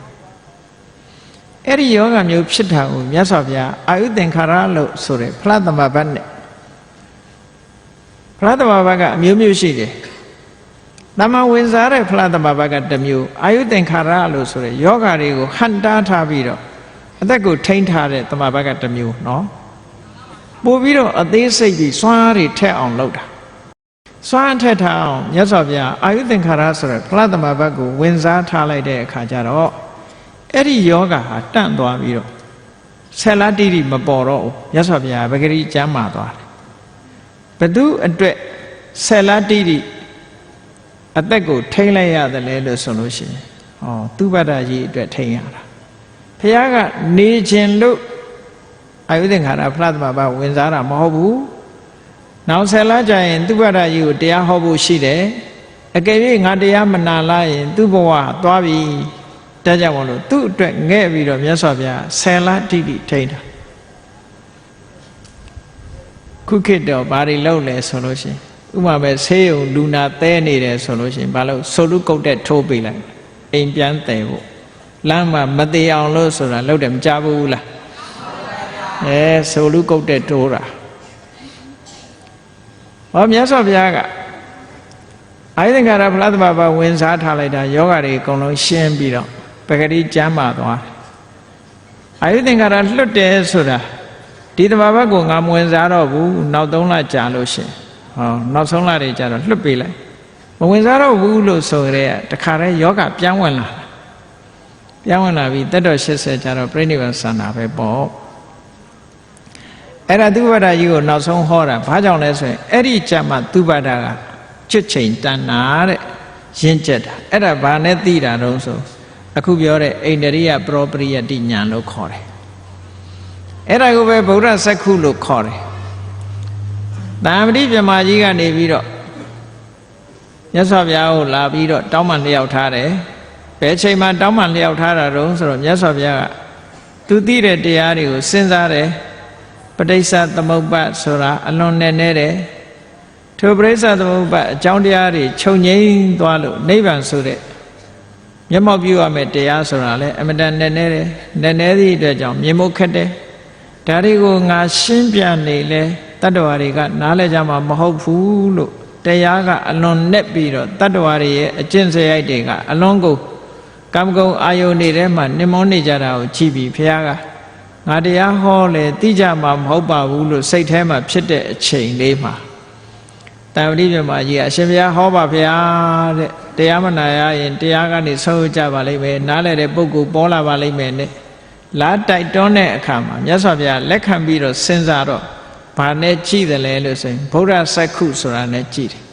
အဲ့ဒီဗုဒ္ဓစက္ခုဆိုတာဘာကိုပြောတာတော့ဆိုဒီအိန္ဒြိယပရောပရိယတိနဲ့အာတယနုတယဉာဏ်ကိုပြောတာဟုတ်ကဲ့လားဖရာရဲ့မျက်စိဆိုတာဒီအိန္ဒြိယပရောပရိယတိဉာဏ်ကိုပဲပြောတာတဲ့အခုနံပါတ်6ဉာဏ်ပြောတာအဲ့ဒီအိန္ဒြိယပရောပရိယတိဉာဏ်ထဲမှာအာတယဆိုတာလဲပါတယ်အနုတယဆိုတာလဲပါတယ်စရိယဆိုတာလဲပါတယ်အာတယဆိုတာဘာလဲလို့ဆိုလို့ရှိရင်လူတွေရဲ့အမြင်ကိုပြောတာစာလို့ပြောရင်တတ္တဒဒိဋ္ဌိမြဲတယ်ဆိုတဲ့အမြင်ကိုယ်တဏ္ဍာမှာရှိတဲ့ခန္ဓာ၅ပါးတွေကတခုကိုအတ္တလို့ယူဆွဲပြီးတော့အဲ့ဒီအတ္တလေးကိုမြဲတယ်လို့ဆိုရင်တတ္တဒဒိဋ္ဌိအဲ့ဒီအတ္တလေးဟာတည်ပြီးရင်နောက်ထပ်ပြန်မဖြစ်တော့ဘူးသာဝရမရှိတော့တာလို့ဆိုရင်ဥစ္စေတာဒိဋ္ဌိဟောအဲ့ဒီတတ္တဒဒိဋ္ဌိဥစ္စေတာဒိဋ္ဌိကိုလည်းအာတယလို့ခေါ်တယ်ပရိစ္ဆေသမုပ္ပါဉာဏ်ကိုသိပြီးတော့ဝိပဿနာဉာဏ်นี่ဖြစ်လာတဲ့အနုလောမိကခန္တီဉာဏ်ဝိပဿနာဉာဏ်ကိုလည်းဟောဒီအာတယလို့ခေါ်တယ်အဲ့တော့တတ္တဝါတွေရဲ့အာတယဆိုတာကိုမြတ်စွာဘုရားနှိုက်နဲ့ချွတ်ချွတ်သိတယ်ဒီလူကဥစ္စေတာဒိဋ္ဌိလားဒီလူကတတ္တဒဒိဋ္ဌိလားဒီလူမှာအကြောင်းအကျိုးကိုနားလည်နိုင်တဲ့ဉာဏ်စွမ်းတွေရှိသလားဝိပဿနာဉာဏ်ဉာဏ်သွေးတွေရှိသလားဆိုတာကိုမြတ်စွာဘုရားသိတယ်ပေါ့သူ့ရဲ့ဇေယိုက်တွေသိတယ်သူ့ရဲ့နှလုံးသွင်းတွေသိတယ်သူ့ရဲ့အသိဉာဏ်ထဲမှာကိလေသာဆိုတဲ့မြူတွေများနေသလားသူ့ရဲ့နော်စိတ်ထဲမှာကိလေသာဆိုတဲ့မြူတွေနည်းနေပြီလားသူဟာအခြေအနေကောင်းသူဟုတ်သလားအခြေအနေမကောင်းသူလားသို့မဟုတ်သူဟာပြောပြလို့ရှိရင်နားလည်လွယ်တဲ့ပုဂ္ဂိုလ်ဟုတ်သလားပြောပြဖို့ရနားလည်မှုခက်တဲ့ပုဂ္ဂိုလ်လားဆိုတာကိုမြတ်စွာဘုရားတတ္တဝါတွေကိုကွဲကွဲပြားပြားသိတယ်ပေါ့အဲ့ဒါလို့ကွဲကွဲပြားပြားသိတဲ့ဉာဏ်ဘလောက်အရေးကြီးတယ်လဲတရားဟောတဲ့အခါမှာအလုံးကိုအရေးကြီးတဲ့ဉာဏ်ဖြစ်တယ်ပေါ့အဲ့ဒီဉာဏ်ကြီးနဲ့မြတ်စွာဘုရားဟာတတ္တဝါတွေအကျွတ်တရားရဖို့ရအတွက်တရားဟောပြောတော်မူတာဒါကြောင့်မို့လို့အိန္ဒြိယပရောပရိယတိဉာဏ်နဲ့မြတ်စွာဘုရားရှင်းလင်းဟောကြားတာအိန္ဒြေရဲ့အခြေအနေတွေကိုအကုန်လုံးသိတယ်တဲ့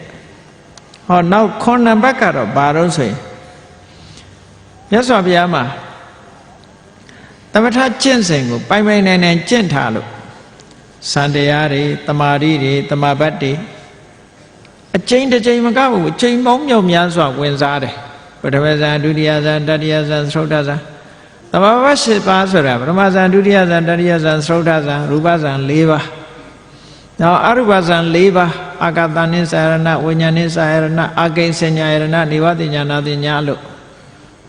အဲ့ဒီလိုရူပဇံ၄ပါးအရူပဇံ၄ပါးဒီသမာပတ်၈ပါးကိုခောက်တွန်ခုတ်ပြန်မြတ်စွာဘုရားတွတ်တွတ်လက်လက်ကြီးဝင်စားနိုင်အောင်လေ့ကျင့်ထားတာလေ့ကျင့်ထားသည့်အတွက်ကြောင့်သမာပတ်နဲ့ပတ်သက်လာလို့ရှိရင်မြတ်စွာဘုရားချိန်မရွေးအသုံးချနိုင်တယ်ပေါ့စွမ်းရည်တတ္တိတွေရှိတယ်ပေါ့အဲ့ဒီစွမ်းရည်တတ္တိတွေဟာတရားဟောဖို့ကြွတဲ့အခါမှာအမြဲတမ်းတန်ဖိုးရှိတယ်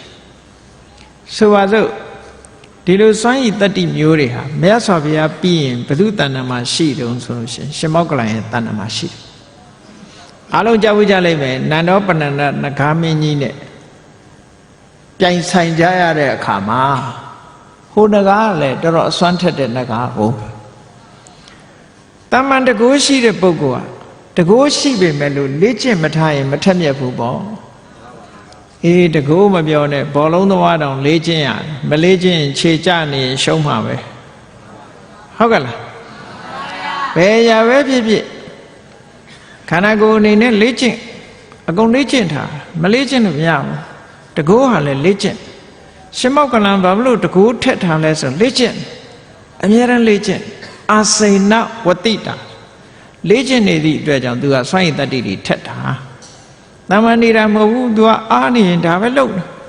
ဒါပဲလုပ်ပြန်ပြန်လန်လန်ဝင်စားသမာပတ်တွေဝင်လာအဲ့ဒီမှာနန္ဒောပဏ္ဏနဂါမင်းနဲ့ပြိုင်တဲ့အချိန်နန္ဒောပဏ္ဏနဂါမင်းကသူ့ကိုသူ့ရဲ့ကြီးတဲ့ခန္ဓာကိုယ်ကြီးနဂါကြီးဖန်ဆင်းပြီးတော့နန္ဒောပဏ္ဏနဂါမင်းကိုအပေါ်ကနေထပ်ပတ်ပြီးတော့တောင်နဲ့ဖိညတ်တဲ့ခါနာတာပေါ့နာတဲ့အခါကျတော့အဲ့သင်္ဘသူတုံးဆိုငါ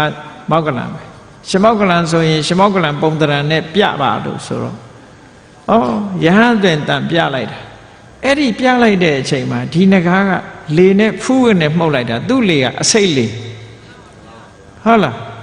သူ့နာကနေပြီးတော့ဖူးနဲ့မှုတ်လိုက်တဲ့လေနဲ့သာထိလိုက်လို့ရှင်ပြဖြစ်သွားအဲ့ဒါလောက်ထိအောင်သူကလည်းအစွမ်းထက်တယ်အဲ့ဒီအချိန်မှာဒီခိပ္ပနိတန္တိဆိုလင်းလင်းမြန်းမြန်းမလုံနိုင်ဘူးဆိုလို့ရှိရင်ဒီနေရာမှာပြဖြစ်သွားလိမ့်အဲ့ဒါရှင်မောက္ကလံလေ့ကျင့်ထားတဲ့ပုဂ္ဂိုလ်ဖြစ်တော့ဖုလို့လုံးလိုက်တာနဲ့သူကပြီးသားဖြစ်သွားပြီဖန်ဆင်းပြီးသားဖြစ်သွားကြည့်လေမြတ်စွာဘုရားမှာလည်းပဲအလွန်ထက်မြက်လင်းမြန်တယ်ဆိုတာအားလုံးကြားဦးရတယ်ထူးမခြားနာသချင်းကြားဦးတယ်မဟုတ်လားမီးနဲ့ရေနဲ့မြတ်စွာဘုရားဟာယမကပါတိဟာရိယတကောဗျာတွေဟာအစုံစုံပြတော်မူတဲ့အခါမှာလက်ရပဲမျက်လုံးတော်ကနေပြီးတော့ရေတွေပန်းထွက်နေလို့ရှိရင်လက်ဝဲပဲမျက်လုံးတော်ကမီးတွေပန်းထွက်ကြည့်တဲ့ပုဂ္ဂိုလ်တွေကရေနဲ့မီးတစ်စုံထွက်လာတပြိုင်နဲ့ထွက်နေတယ်လို့ထင်ရတယ်ဒါပေမဲ့မြတ်စွာဘုရားလှုပ်တာတပြိုင်နဲ့လှုပ်လို့မရဘူးဉာဏ်လွန်အားကြီးလို့တပြိုင်နဲ့လို့ထင်ရတယ်မီးဖြစ်ဖို့ရာအတွက်တေဇောကတိုင်းဝင်စားရတယ်။ဇံဝင်စားပြီးတော့မှအဘိညာဉ်နဲ့ဖန်ဆင်းရတယ်။ရေထွက်ဖို့ရာအတွက်အာဘောကတိုင်းဝင်စားပြီးမှလုပ်ရတယ်။တစ်ချိန်စီလုပ်ရတယ်သူက။သို့တော့သိပ်မြန်လွန်အားကြီးသည့်အတွက်ကြောင့်ကြည့်လိုက်တဲ့အခါမှာတပြိုင်နက်လို့ထင်ရ။ဒါဖြစ်နိုင်မှမလားလို့မေးကြည့်လိုက်လို့ရှင်။ကဲလေမိစာလေးတစ်ခုကောက်ကင်ပြီးတော့ရမ်းကြည့်ပါလား။အဝဲကနေကြည့်တဲ့လူကမီးဝိုင်းလေးလို့မထင်ရဘူးလား။မြန်လို့ရှိရင်ထင်တာပဲပေါ့အဲ့ဒါလို့လှင့်မြန်တာကဲမျက်တောင်ခတ်တာပဲကြည့်အောင်ဘုန်းကြီးတို့တွေမျက်တောင်ခတ်လိုက်တဲ့အခါမျက်စိပိတ်မသွားဘူးလားအဲ့လိုပိတ်သွားတဲ့အခါမှာမှောင်သွားတယ်လို့ခံစားရရဲ့လားမခံစားရဘူးဘာလို့မြန်လို့ဟုတ်ကဲ့လားမျက်စိကအမြဲတမ်းဖွင့်ပြီးကြည့်နေတယ်လို့ထင်ရတာမျက်တောင်လေးခတ်တာအမလေးကိုရီးယားရုပ်ရှင်ကြည့်ရင်ပြတ်တောင်မခံနိုင်ဘူးနော်အဲ့ဒါလို့ဒီလိုလင်းမြန်လွန်အားကြီးလို့ရှိရင်အခြားကိုမမြင်ရဘူးအဲ့ဒါကြောင့်မို့လို့ထူးမခြားနာသချင်းမှာဆိုထားတဲ့ရှမိုက်ပြာတွေဟာရေမီးအစုံဆိုတာမြန်လွန်အားကြီးမြတ်စွာဘုရားရဲ့ဖန်ဆင်းမှုတကူဖန်ဆင်းမှုကအလွန်မြန်တယ်တဲ့မြတ်စွာဘုရားပြီးရင်အမြန်ဆုံးပုဂ္ဂိုလ်ဟာရှင်မောက္ကလံပဲပေါ့ဉာဏ်နဲ့ယဟန္တာတွေဆိုမလုံနိုင်ဘူးတဲ့အဲ့ဒီအဆင့်ဒါလောက်မြန်မြန်ကြီးမလုံနိုင်ဘူးတဲ့လှုပ်လို့တော့ရတယ်မြန်မြန်ကြီးမလုံနိုင်ဘူးလို့ဒီလိုပြောတာဟုတ်ကဲ့အဲ့ဒါကြောင့်မို့လို့ဒီဉာဏ်တော်ကြီးဟာမြတ်စွာဘုရားမှာအစွမ်းထက်ဆုံးဖြစ်တယ် နောက်တစ်ခုကဘာတော့ဆိုလို့ရှိရင်အနေကဝိဟိတံပုပ္ပေနိဝတအနုတ္တိအတိတ်ဘဝကနေခဲ့တဲ့ခန္ဓာတွေအတိတ်ဘဝကဖြစ်ခဲ့တယ်ဆိုလိုတာကအတိတ်ဘဝတွေကိုပြန်လဲအမှတ်ရတဲ့အသိဉာဏ်မျိုးပေါ့အဲ့ဒီအသိဉာဏ်မျိုးလည်းပဲမြတ်စွာဘုရားဟာသူများတဲ့အစွမ်းထက်တယ်တခြားပုဂ္ဂိုလ်တွေကြတော့ဆိုပါစို့ဘုရားရဲ့တရားတော်ရဲ့နီးလန်းမဟုတ်ဘဲနဲ့လောကီနီးနဲ့သမထကျင့်စဉ်ကျင့်လို့အောင်မြင်သွားတဲ့ပုဂ္ဂိုလ်တယောက်ဟာနောက်ကျောင်းပြန်ပြီးကြည့်မယ်ဆိုရင်ကဘာ40လောက်ပဲကြည့်နိုင်တယ်ဟိုဘက်ကိုမကြည့်လို့မရဘူးသူ့အစွမ်းတတ္တိကအဲ့လောက်ပဲကုံသွားတယ်ဘာဖြစ်လို့လဲဆိုလို့ရှိရင်သူ့ရဲ့ဉာဏ်အားမရှိဘူးလေဘာဖြစ်လို့အားမရှိလဲဆိုရင်နာမရူပပရိစ္ဆေဒဉာဏ်ရုပ်နဲ့နာမ်ကိုခွဲခြားသိနိုင်တဲ့ဉာဏ်မျိုးမရှိသည့်အတွက်ကြောင့်ပုပ္ပေနိဗ္ဗာန်နုဒတိဉာဏ်ကအားပြော့တယ်လို့ဒီလိုဆိုတယ်ဟောမြတ်စွာဘုရားသာသနာတော်မှာပုပ္ပေနိဗ္ဗာန်နုဒတိဉာဏ်ရတဲ့ပုဂ္ဂိုလ်တွေကြတော့အမှန်တမ်းအစွမ်းထက်တယ်ဒါဘုရားဟာမဟုတ်သေးဘူးဘုရားရဲ့တပည့်သားတွေဟာအတိတ်ဘဝကိုပြန်ကြည့်ခြင်းပြီးဆိုရင်ဘယ်လိုကြည့်ရတော့ဆိုရင်မွေးတဲ့စိတ်နဲ့သေတဲ့စိတ်သုတိနဲ့ပဋိသတိအဲ့ဒီနှစ်ခုတန်းစီထားပြီးတော့ခေါင်းကလေးနှလုံးလိုပေါ့တန်းစီထားပြီးအဲ့ဒီခေါင်းပေါ်ကနေရှောက်သွားဟုတ်ကလားဒီဘဝမှာဘာဖြစ်တယ်ဟိုဘဝမှာဘာဖြစ်တယ်ဆိုတော့အသေးစိတ်အကုန်သိတယ်နာမည်ကဘယ်လိုဘာတွေခံစားခဲ့ရတယ်ဘာတွေတွေ့ချုံခဲ့ရတယ်အကုန်လုံးပြောနိုင်တယ်ဘာတွေစားခဲ့တယ်ကအစအကုန်လုံးပြောလို့ရအတိတ်ကိုပြန်သိတယ်အဲ့တော့ယဟန္တာပုဂ္ဂိုလ်တွေကအတိတ်ကိုပြန်သွားတဲ့အခါမှာခုနကအာယုပြုเสียမှီเสียသုတိပရိသေရီဆိုတဲ့တိတဆိုတဲ့ခေါင်းလေးတွေရှိဖို့လိုတယ်မြတ်စွာဘုရားကျတော့အဲ့ဒါတွေမလိုဘူးတဲ့ကြည့်ကျင်တဲ့နေရာကိုဖြတ်ပြီးကြည့်လို့ရတယ်လို့ဆိုလိုတယ်စွန့်ရည်တတ္တိမတူဘူးအမတန်မှထက်မြက်တယ်မြတ်စွာဘုရားရဲ့ပုပ္ပေနိဗ္ဗာန်နုဒတိဉာဏ်အလွန်ထက်မြက်တယ်ပြီးတော့အကန့်အသတ်မရှိဘူးရှင်သာရိပုတ္တရာရဲ့ပုပ္ပေနိဗ္ဗာန်ဉာဏ်ကသူ့ဘဝကိုသူပြန်ကြည့်လို့ရှိရင်တသင်္ချေနဲ့ကဘာတသိမ့်ပဲကြည့်လို့ရတယ်ဟိုဘက်သူကြည့်လို့မရပိစိကဗုဒ္ဓတွေကတော့သူတို့ဘဝကိုပြန်ကြည့်ကြလို့ရှိရင်နှစ်သင်္ချေနဲ့ကဘာတသိမ့်ကိုသူတို့ကြည့်လို့ရမြတ်စွာဘုရားတွေကြတော့ပါရမီဖြည့်တာ၄သင်္ချေနဲ့ကဘာတသိမ့်ဖြည့်လို့၄သင်္ချေနဲ့ကဘာတသိမ့်နဲ့ကန့်တတ်သလားဆိုတော့မကန့်တတ်ဘူးအဲ့တော့ကြည့်ကျင်တော့အကုန်ကြည့်လို့ရတယ်လို့ပြောတာဘဝဆိုတာဘယ်ကစခဲ့တယ်ဆိုတာမရှိဘူးဒါကြောင့်မို့မြတ်စွာဘုရားတတ္တဝါတွေရဲ့အစဒီအဝိဇ္ဇာဆိုတဲ့နှောင်ကြိုးနဲ့အဝိဇ္ဇာဆိုတဲ့အပိတ်အဆို့ကပိတ်ဆို့ထားပြီးတော့တဏှာနှောင်ကြိုးနဲ့တန်တရားထဲမှာဘဝတစ်ခုကနေဘဝတစ်ခုဖြတ်တန်းလာရတဲ့တတ္တဝါတွေရဲ့အစဆိုတာမသိနိုင်ဘူးရှာလို့မတွေ့ဘူးမသိနိုင်ဘူးလို့ဒီလိုဟောတာနော်ဘာဖြစ်လို့လဲဆိုအလွန်ရှည်လို့မသိနိုင်တာကိုပြောတာမသိနိုင်တာဆိုတာမရှိဘူးလို့တော့ပြောတာတော့မဟုတ်ဘူးနော်အေးကောင်းပြီ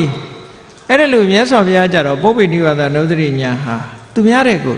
အစွမ်းရည်တတ္တိထက်တယ်တဲ့ဒါကြောင့်မို့လို့ဒီဉာဏ်ကြီးနဲ့ခုနကဆိုပါစို့သုလပန္နကယဟန်ဉာဏ်လေးတာကိုလည်းဒီဉာဏ်ကြီးနဲ့ကြည့်လိုက်တယ်သူဘာလို့လုပ်ခဲ့တာတော့ဘာကြောင့်ဉာဏ်လေးနေတာဉာဏ်တကားဘယ်လိုဖွင့်ရမလဲမြတ်စွာဘုရားဟောသိတယ်သူအနာကာရဗုဒ္ဓရွှေပရိသေသားလေးတရားမရတာဘာကြောင့်လို့သူ့ရဲ့ဉာဏ်တကားကိုဘယ်လိုဖွင့်ပေးရမလဲဟောသိတယ်သုလပန္နကဆိုတာဘဝတစ်ခုတုန်းကဘယင်ဖြစ်တယ်တိုင်းကလှည့်လေတဲ့အခါခန္ဓာကိုယ်ကထွက်လာတဲ့ချွေးတွေဖြူစွတ်နေတဲ့ပဝါလေးနဲ့မျက်နှာကိုတုပ်လိုက်ပဝါလေးညင်နွမ်းသွားတာကိုကြည့်ပြီးတော့ဩငါခန္ဓာကိုယ်ကြီးကိုကြောင်းပြုတ်ပြီးဖြူစင်လာတဲ့ပဝါလေးညင်နွမ်းသွားရပါလားဆိုတဲ့တန်ဝေကဉာဏ်လေးဖြစ်ခဲ့ဘူးတယ်အဲ့ဒါနဲ့ဆက်ပေးလိုက်တာမြတ်စွာဘုရားဒီစာကြောင်းကိုသိလို့ဆက်ပေးလိုက်တဲ့အခါဉာဏ်ပွင့်သွားဟုတ်ကလားသူ့အနာကာရရွှေပရိသေသားကြတော့သူကဖြစ်ဘဝတိုင်းမှာဘဝ900လုံးပရိန်ဆရာကြီးပဲဖြစ်လာပရိန်ဆရာဆိုတာအလှပစိတ်ကူးပြီးတော့ဆွဲကြိုးတို့နှတောင်းတို့ပရက်တို့ဒါတွေလုံနေတဲ့ပုံကိုယ်တွေဆိုတော့လှပတဲ့ကြာပန်းလေးကိုဖန်ဆင်းပေးလိုက်တဲ့အခါသူစိတ်တိုင်းကျသွားတယ်အဲ့ဒါဟာမြတ်စွာဘုရားပုပ္ပေနိဗ္ဗာန်နုဒတိဉာဏ်ကိုကြည်တာလေဒီဟာတစ်ခုပဲပေါ့ဒီစွမ်းရည်ကြောင့်မို့လို့အမှန်တိုင်းဆုံးဖြတ်နိုင်တယ်လို့ဒီလိုဆိုလို့တယ်နောက်နံပါတ်9ကတော့ဘာလဲလို့ဆိုရင်ဒိဗ္ဗစက္ခု ဒိဗ္ဗစကုဆိုတဲ့နေရာမှာလည်းပဲတခြားပုဂ္ဂိုလ်တွေတဲ့ဒိဗ္ဗစကုတဲ့ပို့ပြီးတော့မြတ်စွာဘုရားဆွမ်းထက်တယ်အဲ့ဒီဒိဗ္ဗစကုဉာဏ်ကိုအခြေခံလိုက်လို့ရှိရင်ဘာဉာဏ်တွေရတော့ဆိုတော့ယထာကမ္မုပကဉာဏ်ဒါလို့ရင်ဘယ်ပုံသွားမယ်ဆိုတာကံတွေကိုလည်းသိနိုင်တယ်အဲ့ဒါအနာဂတန်တဉာဏ်လို့လည်းခေါ်တယ်အနာဂတ်မှာဘာဖြစ်မယ်ဆိုတာအခုဖြစ်နေတဲ့အခြေအနေတစ်ခုကိုကြည့်ပြီးဘာဖြစ်မယ်နောက်ရက်ဘာဖြစ်မယ်နောက်ဘဝဘာဖြစ်မယ်ဆိုတာကြိုးပြောတယ်ဖြစ်နေတဲ့အခြေအနေတစ်ခုကိုကြည့်ပြီးတော့ပြောတာလူတွေတောင်မှပဲတာမန်ပုဂ္ဂိုလ်တွေတောင်မှပဲဘင်္ဂလားပင်လယ်အော်ထဲမှာမုန်တိုင်းဖြစ်ဖို့ရအင်အားတွေစုနေတယ်ဆိုတာကိုကြည့်ပြီးဘယ်နေ့မုန်တိုင်းဝင်မယ်လို့မပြောဘူးလားအေးအဲ့ဒါလိုပဲမြတ်စွာဘုရားလည်းလူတွေရဲ့တဏ္ဍာမှာဖြစ်ပေါ်နေတဲ့အခြေအနေတွေကိုကြည့်ပြီးတော့ဘာဖြစ်မယ်ဆိုတာပြောတာပြောလို့ရတယ်ဒါအနာဂတန်တဉာဏ်လို့အဲ့ဒီအနာဂတန်တဉာဏ်ဟာဒိဗ္ဗစကုဉာဏ်ရဲ့ဒိဗ္ဗစကုဉာဏ်ရပြီးမှရတဲ့ဉာဏ်မျိုးနောက်တစ်ခါလူရဲ့စိတ်ကိုသိတယ်စေတောပရိယဉာဏ်စိတ်ကိုစိတ်နဲ့သိတယ်သူဘာတွေတွေးနေတယ်ဘာတွေဖြစ်လိရှိတယ်သူစိတ်တယ်ဒီအသေးစိတ်တွေကိုလည်းမြတ်စွာဘုရားသိတယ်သိတဲ့အခါကျတော့လူစိတ်ကိုသိပြီးတော့ဒီလူတော့ဘယ်တရားနဲ့တန်တယ်ဟိုလူကြတော့ဟိုတရားနဲ့တန်တယ်ဆိုတာကိုခွဲခြားစိတ်ပြပြီးဟောလိုက်နိုင်တဲ့အခါကျတော့အကျွတ်တရားမြန်မြန်ရကြတာပေါ့နောက်တစ်ခုကျတော့ဘာလို့ဆိုရင်အာတဝေခယဉာဏ်နဲ့အာတဝေခယဆိုတာအာတဝဆိုတာဒီမှာတော့၄မျိုးတင်ပြပေးထားတယ်ပေါ့ကာမတဝဘဝတဝဒိဋ္ဌတဝအဝိဇ္ဇတဝဆိုလိုတာကတော့ကိလေသာတွေအားလုံးမြတ်စွာဘုရားမှာငြိမ်းသွားတယ်အာတဝေခယလို့ဆိုတဲ့နေရာမှာဘုန်းကြီးတို့တွေရဲ့တဏ္ဍမှာမျက်စိကမကောင်းတဲ့လောဘတွေဒေါသတွေအဝိဇ္ဇာတွေမှားယွင်းတဲ့အယူဆတွေမျက်စိကနေပြီးတော့စီးဝင်တယ်နားကစီးဝင်တယ်နှာခေါင်းကစီးဝင်တယ်ตายရတဲ့လှပတဲ့အရာလေးကိုကြည့်လိုက်တဲ့အခါမှာလောဘဖြစ်တယ်အဲ့ဒါလောဘစီးဝင်လာတာပဲမျက်စိကနေစီးဝင်လာတာပဲကောင်းတဲ့အတန်လေးနားထောင်လိုက်ရတဲ့အခါကျေနပ်တယ်နားကလောဘစီးဝင်လာတာပဲကောင်းတဲ့အနံ့ကလေးရှူလိုက်ရတဲ့အခါသဘောကျတယ်ရှူခြင်းနဲ့နှာခေါင်းကစီးဝင်လာပြန်တာပဲလျှာကနေကောင်းတဲ့အရာလေးစားခြင်းနဲ့လျှာကစီးဝင်လာတာပဲခန္ဓာကိုယ်ကနေပြီးတော့ကောင်းတဲ့အထိတွေ့လေးထိတွေ့ရင်ထပ်ထိတွေ့ခြင်းနဲ့ဆိုရင်ကိုယ်ကာယတော်ကစီးဝင်လာတာစိတ်ကူးစိတ်တန်းနဲ့ပဲကောင်းတဲ့အတွေးလေးရလာလို့နောက်ထပ်တွေးခြင်းနဲ့ဆိုလို့ရှိရင်လေလောဘကစီးဝင်လာတာပဲအဲ့ဒါလို့ဖြစ်ပေါ်လာတာတွေကိုအာတဝလို့ခေါ်တာမပြတ်စည်းစင်းနေတာသက္ခုသောတာကာဏဇီဝကာယမနလို့ဆိုတဲ့ဓာရ6ပါးကနေပြီးတော့စီးဝင်နေတဲ့အာတဝတရားတွေကုံအောင်လုံးနိုင်တဲ့အတိညာအရတ္တမညာရတ္တဖို့ညာရတ္တမညာရတ္တမညာရတ္တဖို့ညာကိုအာတဝေခယလို့ခေါ်တာပဲအဲ့တော့မြတ်စွာဘုရားဟာဒုက္ခရစရိယအကျင့်ကိုဖယ်လံပြီးတော့အာနာပါနကမ္မထာကိုရှုမှတ်ပွားများပြီးအာနာပါနပေါ်မှာအခြေစိုက်လို့သမထကျင့်စဉ်ကိုကျင့်တာပထမယံမှာနောက်ဆုံးဘုရားဖြစ်မဲ့နေ့ပထမယံမှာပုဗ္ဗေနိဗ္ဗာန်နုဒတိညာဒုတိယညာမှာဒိဗ္ဗစက္ခုညာရပြီးတော့တကောင်ကြောလာတဲ့နောက်ပိုင်းကျတော့ဘာဖြစ်လဲဆိုဝိပဿနာကိုကူးလိုက်တဲ့အခါမှာမဲ့ညာအစဉ်စဉ်ရပြီးနောက်ဆုံးအာတဝေခယညာရပြီးဘုရားဖြစ်တာပေါ့အဲ့တော့ဝိပဿနာနဲ့သွားတဲ့ဉာဏ်ကဒါအာတဝေခယဉာဏ်ကလောကီဉာဏ်မဟုတ်ဘူးလောကုတ္တရာဉာဏ်အဲ့ဒီဉာဏ်ဟာဘုရားကိုယ်တိုင်သူကိုယ်တိုင်ပေါက်ရောက်ထားမှသူများကိုဒီလမ်းကသွားဒီလိုလုံးမှကိလေသာကုန်တယ်ဆိုတာဟောနိုင်တော့မှာပေါ့ဒီဉာဏ်မရှိဘဲနဲ့ဟောမယ်ပြောမယ်ဆိုပြီးတော့ပြောမယ်ဆိုရင်တော့ယန်းဟောတာပဲဖြစ်မှာပေါ့နော်ဘုန်းကြီးတို့တွေဟောနေတယ်ဆိုတာဘုရားဟောထားတဲ့ဤစနစ်ကိုယူပြီးတော့ဟောကြတာကိုယ်ပိုင်ဉာဏ်နဲ့ဟောတာမဟုတ်ဘူးအဲ့တော့မြတ်စွာဘုရားဆိုတာကိုယ်တိုင်သိပြီးတော့ဟောတာဖြစ်တယ်ဒါကြောင့်မို့အလုံးပေါင်းလိုက်တဲ့အခါကျတော့ဉာဏ်တော်ကြီးက10ပါးဗုဒ္ဓဆွမ်းအားဉာဏ်10ပါးဆိုတာဒါကိုပြောတာအချင်းချင်းပြန်ပြောမယ်ဆိုလို့ရှိရင်နံပါတ်1ကဌာနဌာနဉာဏ်ဖြစ်နိုင်တာနဲ့မဖြစ်နိုင်တာနံပါတ်2ကကမ္မတမာရဏဉာဏ်ကံရဲ့ဝိပါကကမ္မဝိပါကဉာဏ်ကံရဲ့အကျိုးတရားနဲ့ပတ်သက်ပြီးတော့ ပိုင်ပိုင်နိုင်နိုင်သိတဲ့ညာနံပါတ်3ကသဗ္ဗထဂါမိနိပฏิပဒါညာငရဲသွားမလားတရိစ္ဆာန်ဖြစ်မလားပြိတ္တာဖြစ်မလားလူဖြစ်မလားနတ်ဖြစ်မလားနိဗ္ဗာန်ရောက်မလားဆိုတာတွေနဲ့ပတ်သက်ပြီးတော့ပိုင်ပိုင်နိုင်နိုင်ပြောနိုင်တဲ့ညာနံပါတ်4ကဓာတုနာနတ္တအနေကဓာတုဓာတ်သဘောတွေမတူညီတာတွေနဲ့ပတ်သက်ပြီးတော့အမျိုးအစားများတာနဲ့ပတ်သက်ပြီးခွဲခြားသိတဲ့ညာ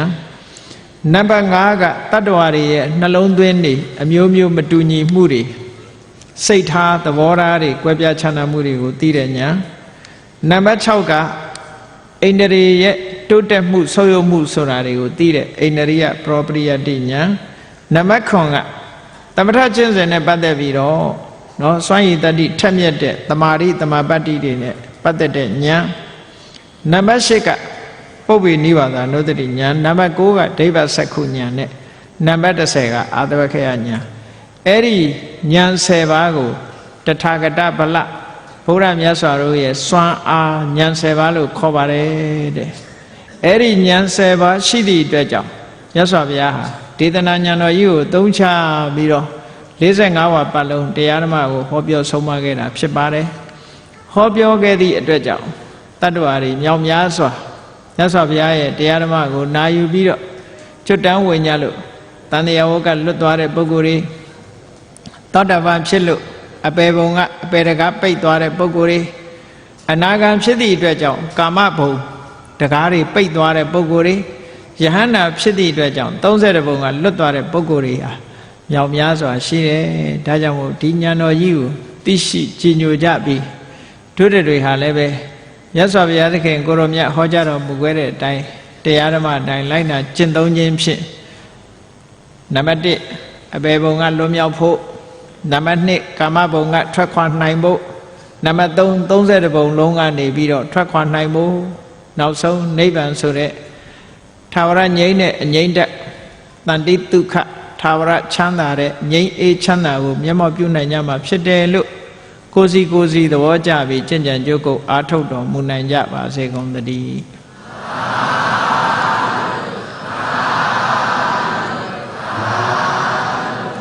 မေတ္တာပို့ရအောင်တတ္တဝါများစွာဘေးရန်ကွာချမ်းသာကြပါစေတတ္တဝါများစွာဘေးရန်ကွာချမ်းသာကြပါစေမေတ္တာရေချမ်းသွန်ငါဖြံငြိမ်းချမ်းကြပါစေမေတ္တာရေချမ်းသွန်ငါဖြံငြိမ်းချမ်းကြပါစေသက်ရှိချမ်းသာစိတ်ချမ်းသာလူရဆန္ဒပြည့်ပါစေသက်ရှိချမ်းသာစိတ်ချမ်းသာလူရဆန္ဒပြည့်ပါစေဓမ္မောတတံပိဝိတဝါနဝိသာတဗ္ဗေတမုဟတာအစရမရာတိတိဘာဝံနိဗ္ဗာနံယန္တုတာရောဓမ္မောတရံလောဘဒေါသမောဟစိတ်တောကင်းပြောင်းကြည်တရားစေကိုပိဝိတဝဝန္တာရှင်ပြတောက်ကြရနာကြရအကုန်သောကြောင့်ဝိသာတဗ္ဗေပုဆာညောကိလေသာစေတောဟုသမျှတို့သည်သမုဟတာပိဉ္ကြဘက်တွင်ရေမတင်တဲ့ကဲ့သို့ကင်းစင်လွင်ပြောင်းပေမရောက်အောင်ပယ်ဖြောင်းအပ်ကုန်သည်ဟွန်တုစင်စစ်မသွေဖြစ်ကြပါစေကုန်သတည်းအစရမရံအိုခြင်းလဲကွာနာခြင်းလဲကင်းသေးခြင်းလဲရှင်းထသောတိတိဘဝကိလေသာဟုပုခသိင်ကင်းကြီးရာစိတ်ဖြစ်ပေထသောနိဗ္ဗာန်နိဗ္ဗာန်ဟုခေါ်ဤမြို့တော်သို့သာရောတရားချစ်ခင်စိတ်ကောင်းဝိညာသူတော်စင်များတို့သည်ယန္တုပါရမီအဆင့်ဆင့်မြင့်တယ်မြင်၍မလင့်ပုံသေးဆက်ရောက်တော်မူကြပါစေကုန်သတည်း